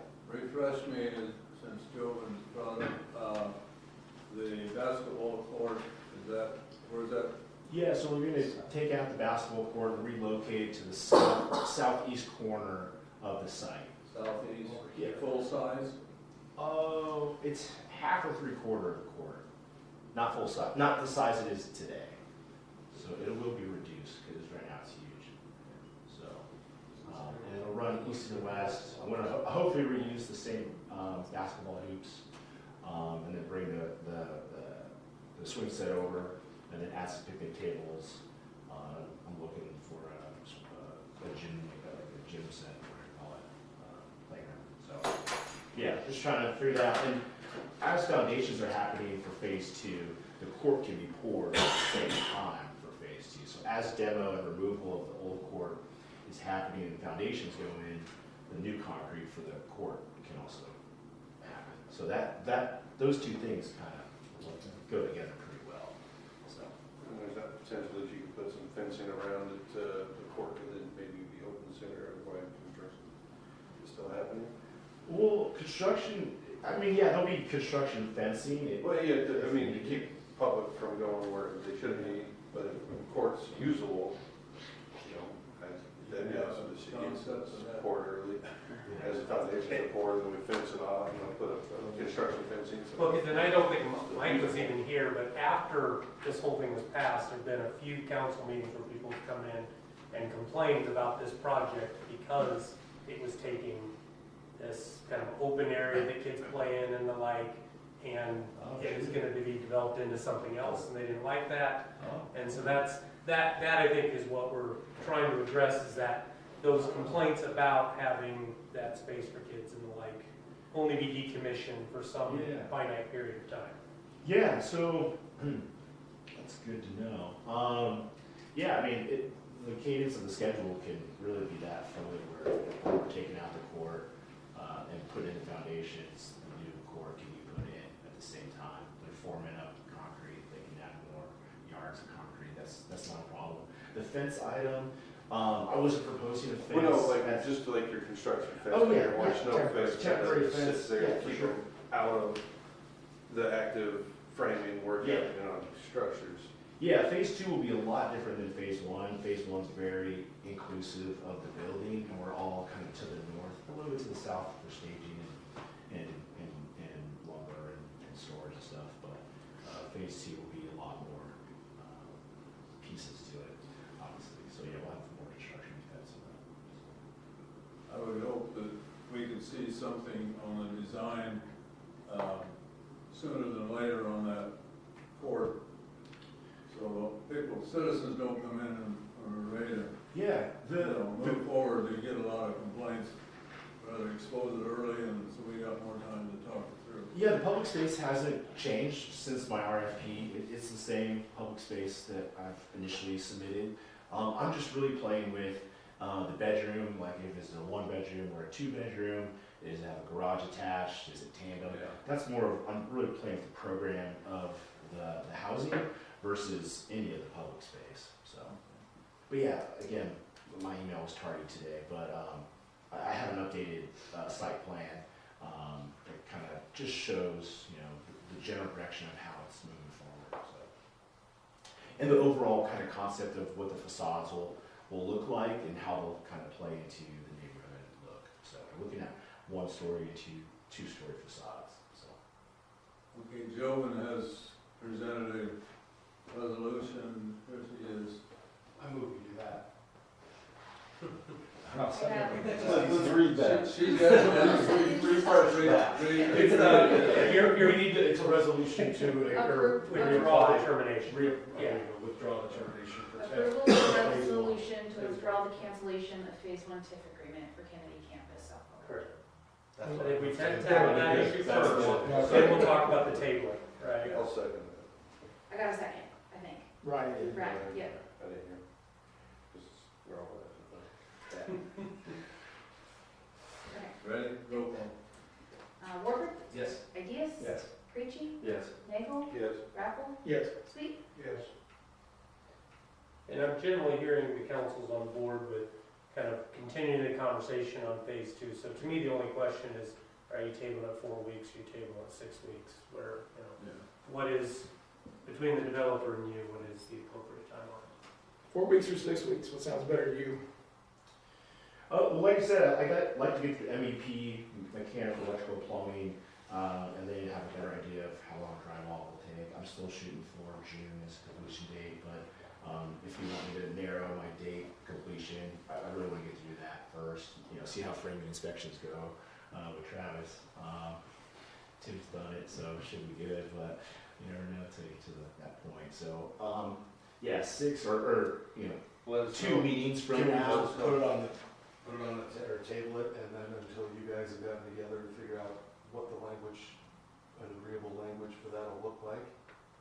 Is that doable? Yeah, you can. I think what you probably would do within the minutes is indicate that the mayor determines when to place it off the table and put it on the agenda. Just That sounds good. you let us know when things are ready and you're ready, you've got dates that you can come to us with, so we can put some stuff on paper and we can go from there, if that work. That works, So, yeah. I think it's pretty amenable. I would Yeah. motion to table it until. I'd say we table it till the first meeting in May. Yeah, and I think the way the minutes will read, if we can get there quicker, then you would have the latitude. At least we got a date, Put it on the a agenda. target date. Yeah. Yeah. And I think, to your point, Jerry, the biggest thing is nobody wants to stretch it indefinitely, right? So Right. we want to keep things moving. Can be earlier. Yeah. So in that period of time to move forward on phase two, I liked your comments on, these are some things that we have to have subject to, so maybe subject to your financing, then we will transfer properties or things like that, so that we know you have the financing and the backing to get the project done. Sure, and maybe to add to that, I mean, the use of an extension or something like that. I mean, this one was hard, it's done in 12 months or not, so maybe already have, and I'm going through the extension process right now live, so maybe having an extension option to talk about versus, me being unclear of, where we're at in this process, I guess. would help But just me to be out. clear, you're here because you're late, so now you're asking for another extension, so I don't know if you wanna go there. So I know buildings get drawn out, but let's give yourself enough time up front. And this is, again, me thinking out loud, but I would imagine what might make sense in terms of trying to protect the city's best interest is, having 2 different dates, right? Having a date that it talks about the completion and maybe more latitude there or leniency on what that date is, and then a different date that maybe talks about the public improvement piece of it, right? When that replacement park is gonna be there, so you don't tear out a basketball court and then it's 2 years before something Right. else that the kids can Yeah. use isn't there. Right. So, is there a motion to table till no longer than the first meeting in May? I have it worded, table discussion and action on phase 2 of Kennedy Campus softball project until such time that the mayor determines it to be placed, Take it off the table. taken off the table. Okay, so the target date would be first meeting in May. Right then.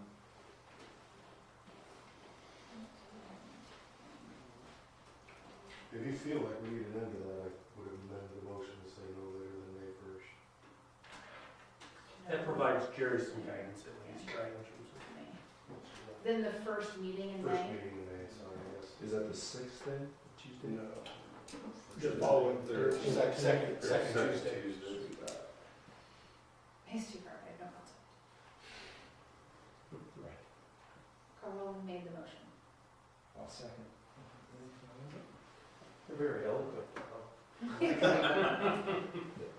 Okay, any discussion, resolution? He's got check. Roll call.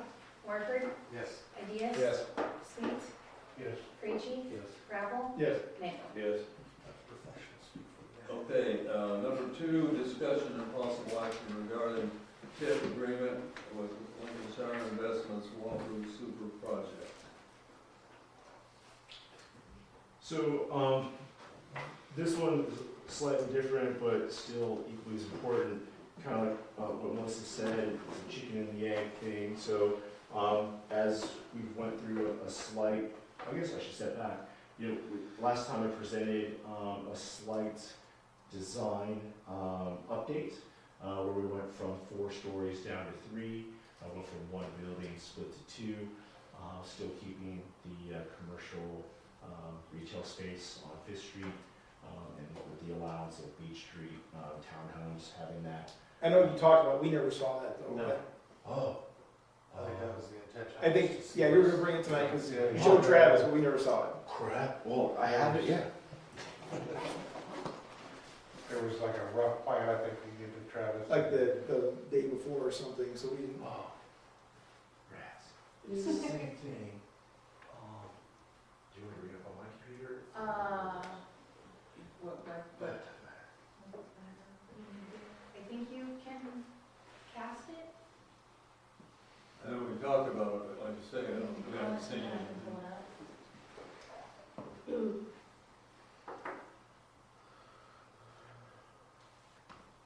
Casting sounds cool. Use that now. I feel like I can stand up. These seats aren't made for a board meeting. All right. This? Wahoo Public. 6 points geography. That's not casting, I'll No, look it up. No, you have to be on the same Wi-Fi. You're on this Wi-Fi? Yeah, I am. Okay. You should get that, it should pop up for you. And your Apple. Oh, that may not. I know, it might not because Is it's. that Yeah, they use is it that on LCD? I don't know if Is that that's Samsung. That's sure, that's Android. If you, do you want to log into your email from on here? Okay. What's your email address?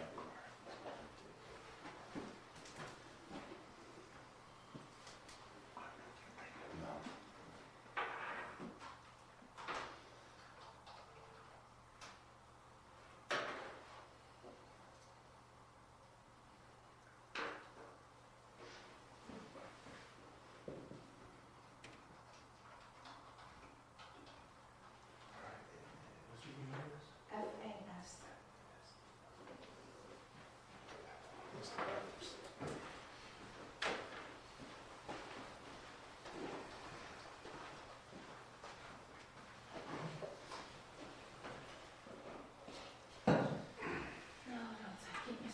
So it's you know, one presenting the updated design, and then 2, what Melissa was alluding to, is the chicken and the egg. You know, to my perspective, being canceled of TIF is very harsh, and it has no tangibility when going to lenders, as the TIF node is gone, in my opinion, from my perspective. Bankers and lenders are very excited when the TIF has been approved and it's current. That means the timeline is shrunk, and we can move forward in a timely fashion. So that's an element that I may need more clarification on, and then like we alluded to in phase 1 and 2 of Kennedy College. So yeah, again, the same kind of facade. It's trying to incorporate the red brick that you see down the street. This is the retail space from corner to corner here, and it wraps around the corner here as well. And then on on Beach Street facing the park, this is where building 1. Ooh, sorry. Okay, that's cool. Wow. All right. So where this gap is here is the alley. This is building 1. From that gap back to the south, those 3 kind of pillars is building 2. we're bridging the gap of the alley, so we don't have to move those utilities.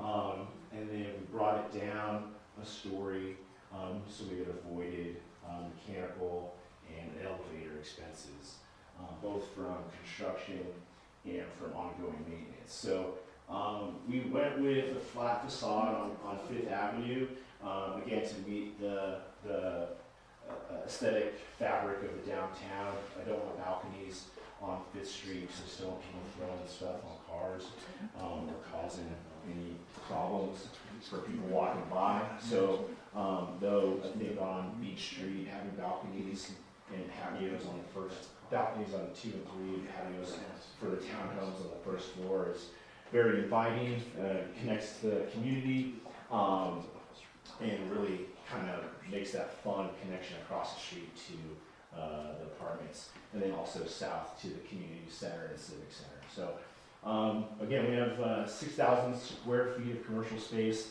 You know, theoretically, you can chop it into 5 bays, but if we find a great leasing tenant to take over the whole thing, that'd be ideal. So if you know of anyone, let me know.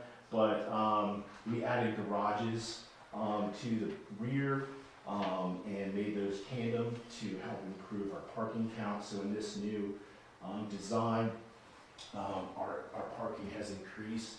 So we're +3 or 4 on our parking stalls required by adding this little peninsula here, which I didn't like the dead space that was happening here, so we brought out this little peninsula to help park more cars and better utilize that space while not encroaching on the easement for the bank. So I think it flows pretty well.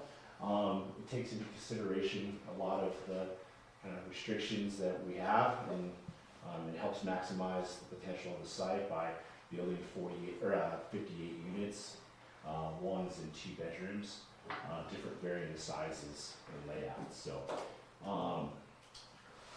yeah, this is the update.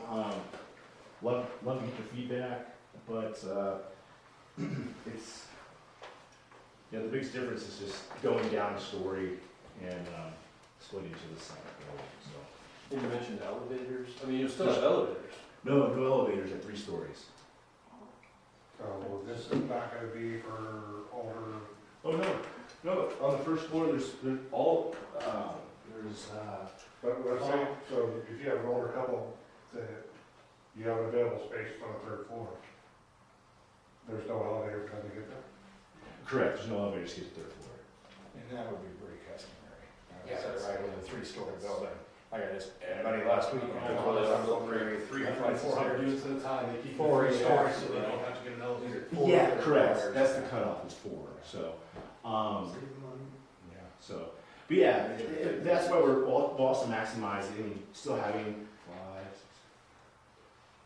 12 units on the first floor is a good amount.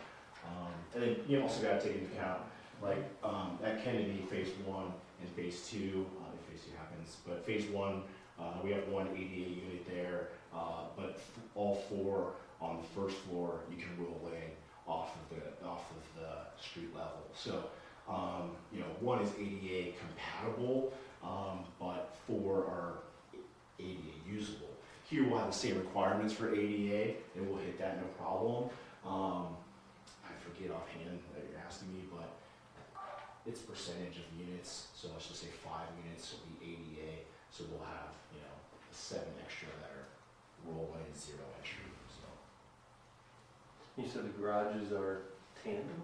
Yeah. What's that term? So they're underneath there on those, if you go back to that first part, you can see the garage spaces there. Yeah, so you have a stall here, and you're allowed to park. Oh, I got Outside. you. In and out.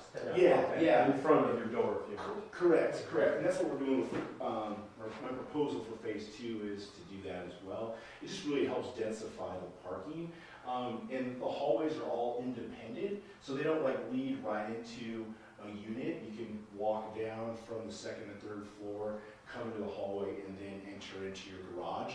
So you're not really coining a garage to a unit. You can rent a unit, or then you can rent a garage, and it can be somewhere in your building, not directly attached. So we're trying to be more flexible on allowing the use or non-use of garages for all the residents. So there's also some up here. I was gonna say, so you have a total maybe what looks like eight garage spaces. Correct, yeah, correct. And then, here we have a storm shelter that'll house both buildings. So question, when we started this process, you absolutely had to have 4 stories to make this cash flow. Was the elimination of the 4th story with the elimination of the elevator, was it been that significant to help you cash flow, or what has changed? Yeah, so, yes to those answers. Eliminating the, astronomical expense of an elevator and the ongoing use helps the cash flow increase. Also not going over the utility easement of the alley, reducing the moving of all the utilities on this alley, plus the new water that's going in. And then also, I'm increasing my unit count by 2, so I was at 56, and now we're at 58. So we increased 2 one-bedroom units, and then we were able to park more parking with the addition of this peninsula here, more parking on site. So then, I was having to build out this whole area because I needed 6 stalls. So now I'll try to keep it as is and keep it all parallel where it's surrounding the property. So we'll still have to upgrade it and make it better, but we won't go in with all these parking stalls. It'll just be what it is today. So you said you're at how many units? 56 apartment units, yeah. And you've gained?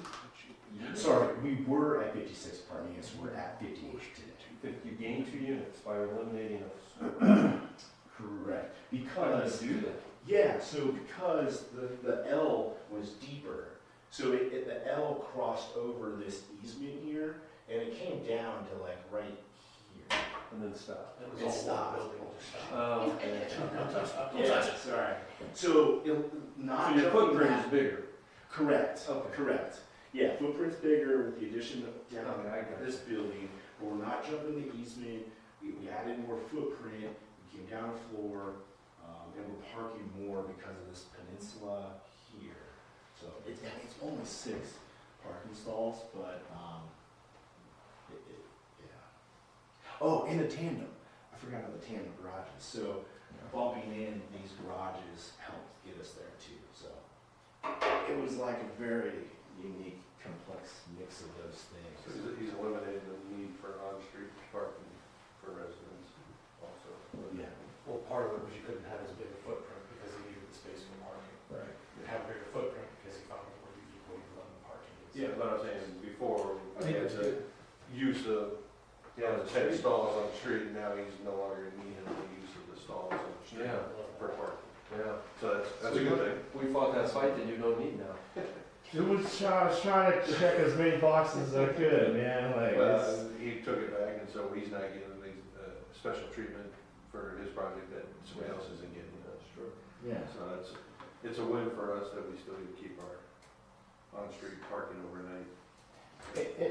And this project is still in conceptual mode, though we are working through the floor plan pretty vigorously. So I bring that up as we're looking at the facade because the facade is what I'm showing you today, but it could be different in the future.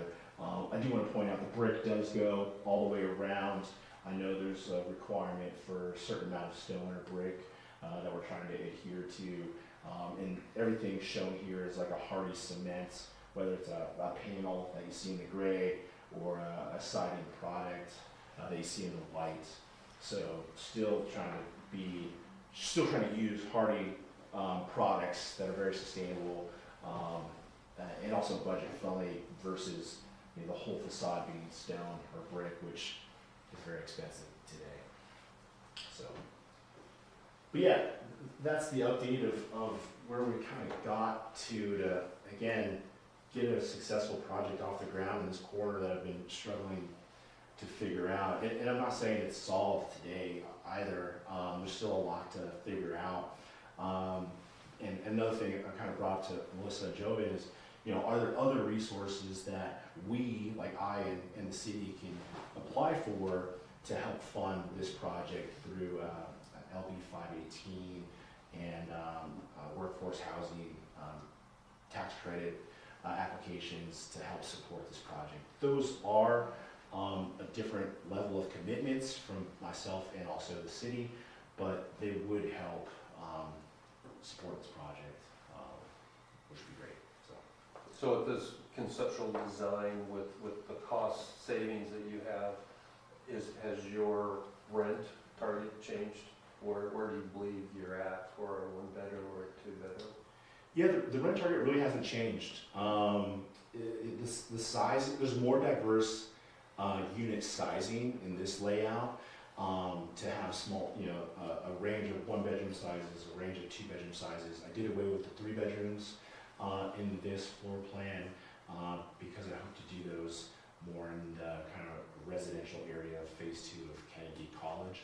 So that phase 2 will be 2s and 3 bedrooms because phase 1 is mostly 1 bedrooms with a couple of 2s, 2 bedrooms, 1 bath. So I'm really trying to use the whole project we're working on in Wahoo as just one cohesive body and not have them kind of cannibalize each other as we build them out. So What was your range of rents that you so rent would start on our smaller units at $975 for 1 bedroom, and then they would go up to the larger 2 bedrooms. I believe, not to check this, like $1,600 or $1,700 for a 2-bedroom, 2-bath townhome.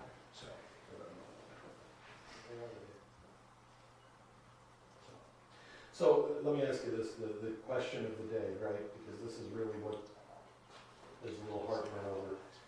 If you have TIF back, you can walk, you're still working on planning, and you're still working on financing and everything like that. So if you had your TIF note in hand today, how close do you think you are to breaking ground? This one is a lot further out. So I could demo and start foundations pretty early, though I don't know if I can do a foundation permit in Wahoo. I don't know, Travis, can you do a foundation permit? You can agree. So if we could do a foundation permit just to get that in before winter, we'd be ahead of the game. So Which winter? this one. Okay. Yeah, 2000. Do you need that recorded? Yeah, winter 2025. So no, but this one is just a bigger project. There's probably more to look at, Travis. So yeah, I haven't given the architect the green light to go because the cancellation on the first of the year really threw me off the rails. So I've been a little reluctant to push it forward, but I had this in the hopper, and I was asked to show progress, and this is pretty significant progress in my opinion. It's not free, but yeah, I just hope you guys like this design as well. I think it's a little bit more scale friendly for the downtown. As you can see, it kind of lines up nice with your bank, Stewart, and following buildings down the street. It's more palatable than it was earlier for me. Yeah, I get it. I thought it was tall too, but like I said, I got to maximize the units to pay for the building and take care of what I perceive to be a little bit of vacancy or a decent amount of vacancy for the retail space. I hope I'm wrong on the retail space, but I have to forecast that realistically because it's my risk. It's my risk. But again, a question of chicken and the egg. I don't believe you have to have our approval on TIF financing if we can say, if you can provide financing letter, we're happy to consider TIF. And if your financing is contingent upon TIF, that probably gives more weight to us wanting to approve it. So I guess the onus could be on you to say, your financing needs to require TIF in order for us to move forward. Oh, my financing has always needed TIF. But in writing, just say if you have a letter of approval that says my financing is contingent upon. Oh, sure, I can write that up tomorrow. Yeah, it definitely needs TIF. From a bank. I mean, if the bank is going to say, we will approve this. Sure.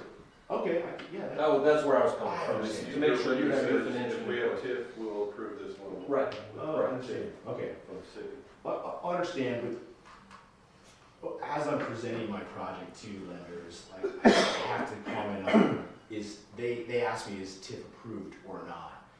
It was, but from my perspective, and I could be wrong, it's now not. So it's more concrete and firm, solidified if I tell them, yeah, I have TIF and it's approved and I can move forward. Because if I say I do not have TIF, they're assuming the schedule is now going to be longer to get reapproved and whatnot. So again, I could be wrong in that conversation and assumption, but that's what I would like clarification on of what is the cancellation that I received on the first mean and how much power do I have to present my TIF note that is now expired. I still have a TIF note, but you know, what kind of collateral is that, I guess, to show, you know? So in the redevelopment agreement, you had a specific start date, and tied to that in the same sentence was that if that start date is not established, this contract is essentially null and void. So, Correct. I did not hit that. right. So that's And why I that's- think we're looking at an amendment. Right. No matter what we're looking, I don't think this is as simple as passing a resolution to reinstate, because I think that TIF agreement has to be amended, right? And so there'll have to be a document that would amend it. And I think within that, given that the project just changed some, the description of the project, things like the street parking that was in there, all that stuff, some of that stuff needs to change, as does, you know, potentially some of the dates and the like. And so I think where we're looking on this project is, when are we gonna be in a position to be able to get into the weeds on what that amendment document looks like? And really, I'm trying to put myself in your shoes. If I'm in your shoes, I actually would wanna wait on that to some degree until I have a better sense of what I need, right? So as an example, you know, the WOTC projects, right? That's all contingent on federal funding right now. Nobody knows what the heck's gonna happen with federal funding as it relates to the Nebraska Department of Economic Development, right? And so all of those grant funds and those opportunities and things that might exist, I think everybody right now today is saying, I don't know if they exist or not. I don't know if they're gonna be appropriated and funded. So if those things are key pieces to you to see if this is a green light or red light, I think you need time to know what's gonna be out there, what's gonna happen, right? And so, while certainly I don't wanna slow the project down for anybody in the group, if I'm the developer, I say, I need another month or two before I can even talk what that amendment looks like, right? Because I can't give you finite answers to the questions that would have to be asked to put that amendment together today. Correct. Yes. And then if your project potentially, again, this is me thinking out loud, gets delayed 2 years from when it was originally supposed to start, then if I'm the developer, I'm probably thinking I'd be better off letting that agreement lapse and starting over, right? Because now I have a new timetable on the TIF if I start over.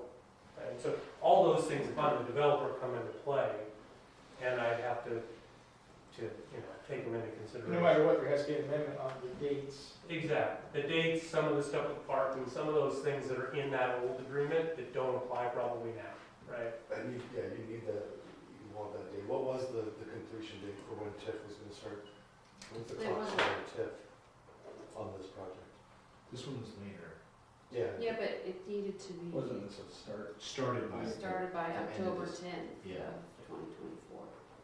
I knew that, but usually there's a date that the TIF clock starts rolling. If the project isn't complete by now, you start losing money off of the TIF. Effective date means January 1, 2025. So I would assume So you that may be costs- one or you're 2 losing years money, of you really lost need that, yeah. revenue. If I'm a developer, I may now have lost a year or two, depending on my construction timetable, that I want back. And that, again, would be subject to either an amendment or a new TIF agreement. Well, we hopefully will know a little bit more from the legislature, but probably not until late June. I guess to that point, I guess that's the thing that you would need to know what date that needs to start, or what date that TIF would start, because if you say, yep, I can probably get this done in 12 months, we put that in there, well, then you're losing you're going to lose the money as it pertains to the TIF. Yeah. Because that date has to be put in the TIF agreement, doesn't it? Mhm. So So we can't start one, or we can't redo one, or run an amendment on one unless you know what that, if you said, yeah, I think this is still a go project, but it takes you 2 more years to get it off the ground, that's, 2 years out of your pocket in your TIF, which is gonna cause you problems, if I'm not mistaken. So Or this, maybe, yeah. what's the smoothest process to start a project this year with having approved TIF? And yes, the dates would change. Yeah. I don't think the amount would change. I think 1.89 is still a amount, because I'm not moving as much utility, but it still sloshes out fine. Well, it's still a typical project, it's just the amount. Yeah, absolutely. I think one of 2 things is going to happen here. Either we're going to table it and we're gonna put together a low-key amendment. A low-key being, we're only gonna change what we have to change in the document, keep what is basically there in place, all the effective dates, all that sort of thing. And we tackle that in April or May, when you have a better idea of, hey, this is green light, right? This is, or we're good to go. Or this is a little more complicated, I'm gonna need grant funding, I'm gonna need this, I'm gonna need that. Numbers came back high, whatever the case may be, right? In which case, if that's the case, I think we're talking about probably, if I'm in your shoes, letting that agreement lapse and starting anew based on new timetables, new everything, right? And so that's where I think we're probably looking at the same May kind of tabling deadline and figuring out where you stand, a little more clarity on the numbers and the like and what has to happen and dominoes need to fall, and then you let us know, hey, are we getting into a draft amendment for approval at that late April or May meeting, or are we gonna have to keep talking about this? Okay, so,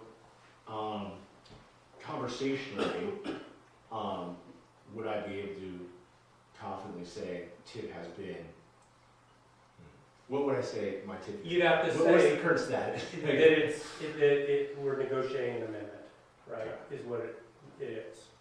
So I think you could- it was approved, now I have to renegotiate the status based on dates and Yeah. time I frame. was gonna say, from my point of view, and again, I don't speak for everyone, I still would support TIF for this project. I mean, that's specifically what we're talking about today. I would love to see it happen faster. The teeth that we have here, though, is, are we willing to commit TIF to this project? For me, that's still a yes. I just don't know that we can put a TIF document back together that works at this point, because just reinstating the old one, sure, but you've already lost 2 months and you haven't even broke ground yet, right, on what you would get out of that TIF. I agree with Carl. Yeah, it's not as fruitful. So it wouldn't do us any good to just turn that back on, because then we're, like I said, when you take that note to the bank and they say, well, you're already losing money here, your 1.8 is only 1.6 now, or whatever it's gonna be by the time you complete the project. So would it make sense to also talk about this at the time we talk about the other? Would, Bring it back around again. would that make sense? Or- Yeah, I think Will so. you have enough information by then to even discuss? I mean, you want to have something in your hand today that says. Yeah, because I need an actual item to like take this further. The architect is working on plans, etc., but I need the debt side as an actual item. So, yeah, here's what I got. I got a golden ticket of TIF. I can do the project. The city supports it. Versus working through the word vomit of I had TIF. It was canceled on the first of the year. I'm working through the process of getting it re-amended, and hopefully they'll, vote in my favor, because everyone does support it, though it's not solidified. It just gets a little softer in the conversation. Again, I'm totally completely gonna have it and comfortable doing it, But, I'm just not gonna lie. sure, I have TIF because I don't. but I mean, back to Stuart's point, I think if you approach a lender, and generally I think we're positive for it as long as the project can move forward. Yeah. And I think if we had a letter from a lender saying, we're good, Got it. on TIF, I don't think there's anybody here stopping that. I don't think a lender would have to have a commitment first before they start talking to you. Yeah, before TIF is live. What about this? What about, Sorry, I was just saying, it's the salesman, I don't know anything about lending, but that's an easy conversation for me to start, would say, we fell behind on the project, unfortunately, the delays and changes in costs slowed us down, we didn't get started. The TIF lapsed, the city's still in support of it, but not ready to turn it back on until we are ready to move forward. For sure, yeah, Right? for I think sure. That's a pretty easy conversation. Yeah, and that's, just to clarify, now what I was gonna say is to clarify that point, if you need something more tangible, is within the motion that's passed tonight, do you say the city is supportive of the project, the city is gonna continue to negotiate amendments to the TIF agreement, and we are going to table it until that date, right? And basically the same language as the last one. That way, you do have minutes, right? You have a document to say, hey, this cancellation letter isn't the last thing from the city. This is the minutes where the city said it's for the project, it's negotiating an amendment, and it's tabled until this date. Right? It gives at least a little more clarity than what you would otherwise have. Yeah, that helps give me more clarification, because I was a little confused by that. Basically, we're telling you, cancellation brought us together, but now we're gonna move forward, continue to negotiate agreements, including TIF, and so that's in a resolution. Nothing about the TIF would force us to reevaluate, or do we need the actual redevelopment agreement?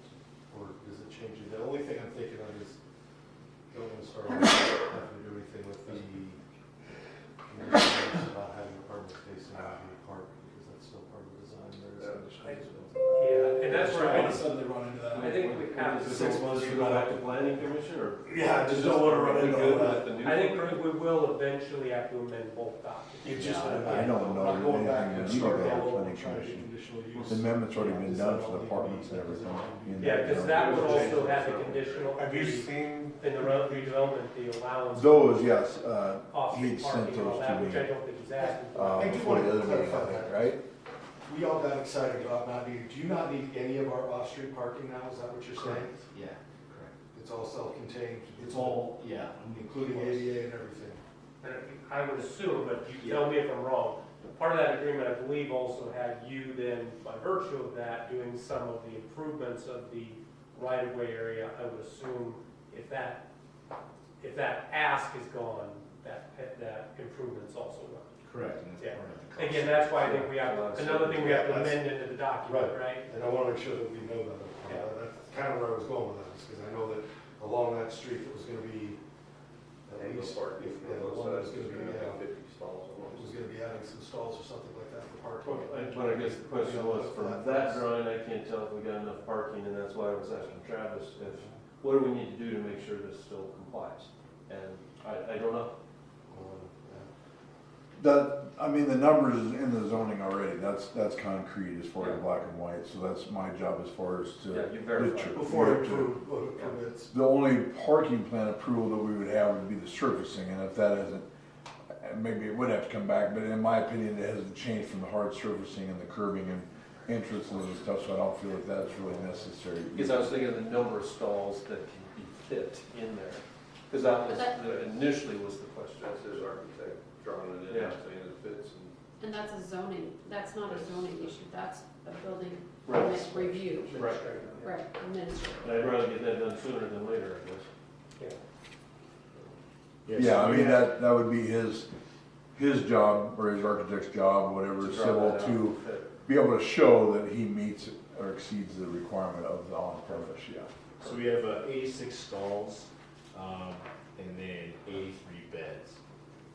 So for when this was approved, it was 1 stall per bed, so plus 3 on stalls. We have to stick with the amendment then, because we changed that, didn't we? So if we do the redevelopment agreement, we mess up that. That's what it changed to after this, though. After That this. was after this. So I said it has to be amended, because if we have to start all over and just drop a new one, now we're into a place where we bump it to 1.5. That would be good. Yeah, that's right. The reason I wanted to bring it up, there's some things that flow into that I wanted to find out if we have to go into that redevelopment agreement again, or if it can just be amended, but we don't have to start all over. Review all applicable And that's why processes. I think to your point, Carl, and Stuart mentioned too, it's kind of, I think once that Mike, you're at a greater point of, this is what my project looks like, right? That, I think, is the point to get into the weeds on what the amendment looks like, because at that point, you know, as an example, there's not another ask, right? If you get farther into it, and you're like, oh crap, we have the redevelopment agreement, but there's another ask of the city, which would otherwise have to be in the redevelopment agreement, we're at a tough spot, right? And so we want to make sure when we amend both the TIF agreement and the redevelopment agreement, we know this is what it's going to look like, right? And we just can't do that today, right? And so, again, it just gets into a question of timing. I think everybody's on the same page as it relates to we want to work towards something. It's just, when are we going to be able to get there? I guess the other point to make is you need to make sure that when you're analyzing all of the numbers, that the expenses you're, 1.8 million is not just handed to you. You have to provide evidence that your expenses were for public benefit per the parameters of TIF. Yeah, and focus on infrastructure build out, correct? Expenses related to infrastructure of the build out. Well, they have to be specifically acceptable expenses under the law that provides for tax increment financing. So your site acquisition is a legal use of TIF. Correct. Your building demolition is the legal use of TIF. But in your original agreement, you have public parking / landscaping, right? And if you're not participating in the cost of any of the off-street parking, which is considered public, what you have on your lot is not technically public parking. It's part of your site project. So I'm just saying, Yeah. we don't need to get into those details. I'm just saying, make sure you're looking at the eligible expenses versus the amount of value that you're planning to get from TIF, and make sure that you are not overestimating the value of TIF. I'm not overestimating it. Yeah, I could ask for more, to be honest with you, but I think 1.8 is a conservative number, based on the value and the size of the building, so. And the eligible expenses that are allowed.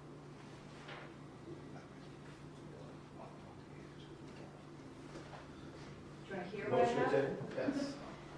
Motion to continue to negotiate the TIF agreement in support of the project, but table further action until such time that the mayor determines it to be taken off, and then the rest of the meeting.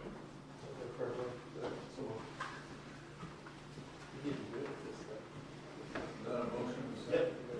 Second? Pat, actually, it's Thank you. Discussion? Roll call. Warford? Yes.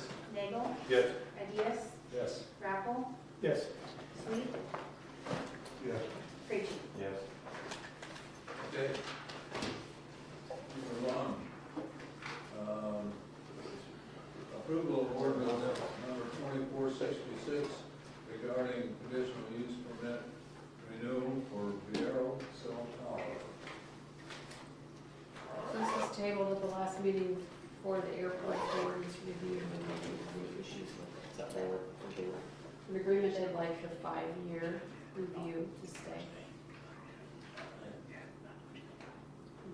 Yep. Yep. This is an ordinance? Yes. It's a conditional use permit. Yeah. Pardon? It's a conditional use permit ordinance. Yeah. Motion to introduce the ordinance. Second. Who's second? Ready. Wade? Second. Thank you. Got it. Okay. Roll call on motion, Wade. Creachy? Yes. Ideas? Yes. Nagel? Yes. Rappel? Abstain. Sweet? Yes. Warford? Yes. Final reading. Roll call. Say Creachy and, who seconded it? Sorry. It's clearing it out for me. I apologize. Okay. Creachy? Yes. Ideas? Yes. Nagel? Yes. Rappel? Abstain. Sweet? Yes. Warford? Yes. Okay. 4, acceptance of the City of Wahoo audited financial statements for the year ending 2023-24, ending September 30th, 2024. You guys do another audit now. Yeah, does anybody have any questions on the, So we continue to get the same comments year in and year out. I think we do have those resolved. But do you want to enlighten us on what, they had some internal issues with Park and Rec? so obviously the one issue that comes up is the senior thrift store. And their guidance is that there should be a better separation of responsibilities to avoid someone pocketing some cash. That one, I think, I've had conversations with Sarah and Kevin, and there's not a lot of concern as far as that goes. But they're aware that is an item that's, sometimes you just don't have enough people. You can't solve that problem unless you hire more people, and we're not. And they're paid to point that out. Right, but yes. It doesn't mean we have to solve it. On the Park and Rec, the other point that was made, as you know, Park and Rec kind of runs their own approval of their claims and processes their payments and reimburses. We have a sort of changing hands of money. They reimburse the city for payroll, and we give this the direct support. But what's not happening is that every month we're not updating the Park and Rec due to the city, and the city's due from Park and Rec on a monthly basis. We do it at the end of the year, but because we're cash basis, We don't really have payables or. we don't really proceed with that update on both sets of financial statements. If I'm making any sense. You're giving Park and Rec money to make payroll. What do they ever get back? I mean, this is the one on the street, right? No, we submit at the end of every pay period, we submit a report that says senior payroll is this much, your basketball payroll was this much, because we have a tracking system, and then through to record their expenses for all of their different programs, they write us a check back for the total amount of the payroll. Okay. So we do get reimbursed, it's a full circle, but what's happening is that every month, we're not updating that payable to the city and receivable from Parks and Rec on a monthly basis. There's some changes that Cassell has made that might make that possible, so that there's not this. Looks to me like you could clean it up. set up that plan.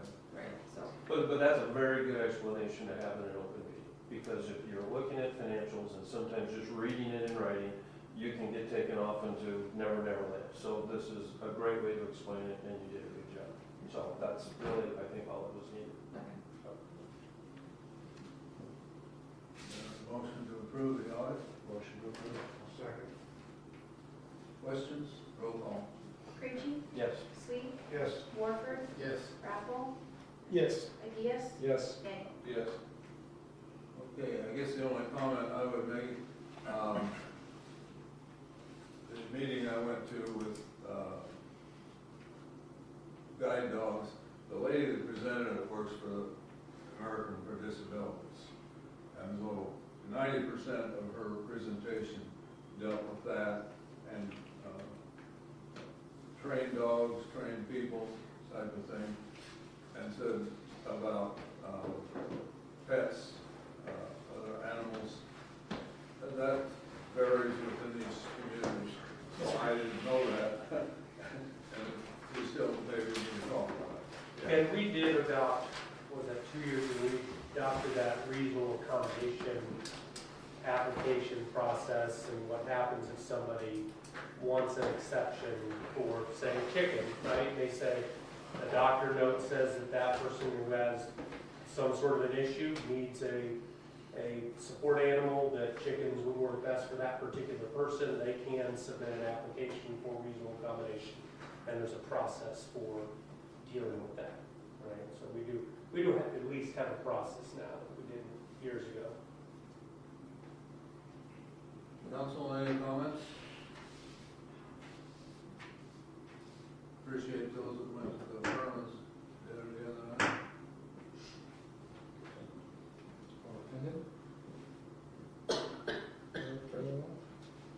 Arnold's face didn't get too red. Did everybody else look? I'll let him explain it sometime. There's nothing else? Motion to adjourn? Thank you. Email everything for confirmation, and then, okay. Yeah, by email. Okay. Yep, okay, very good. So you should be all set up. And then the night before. Good to go. So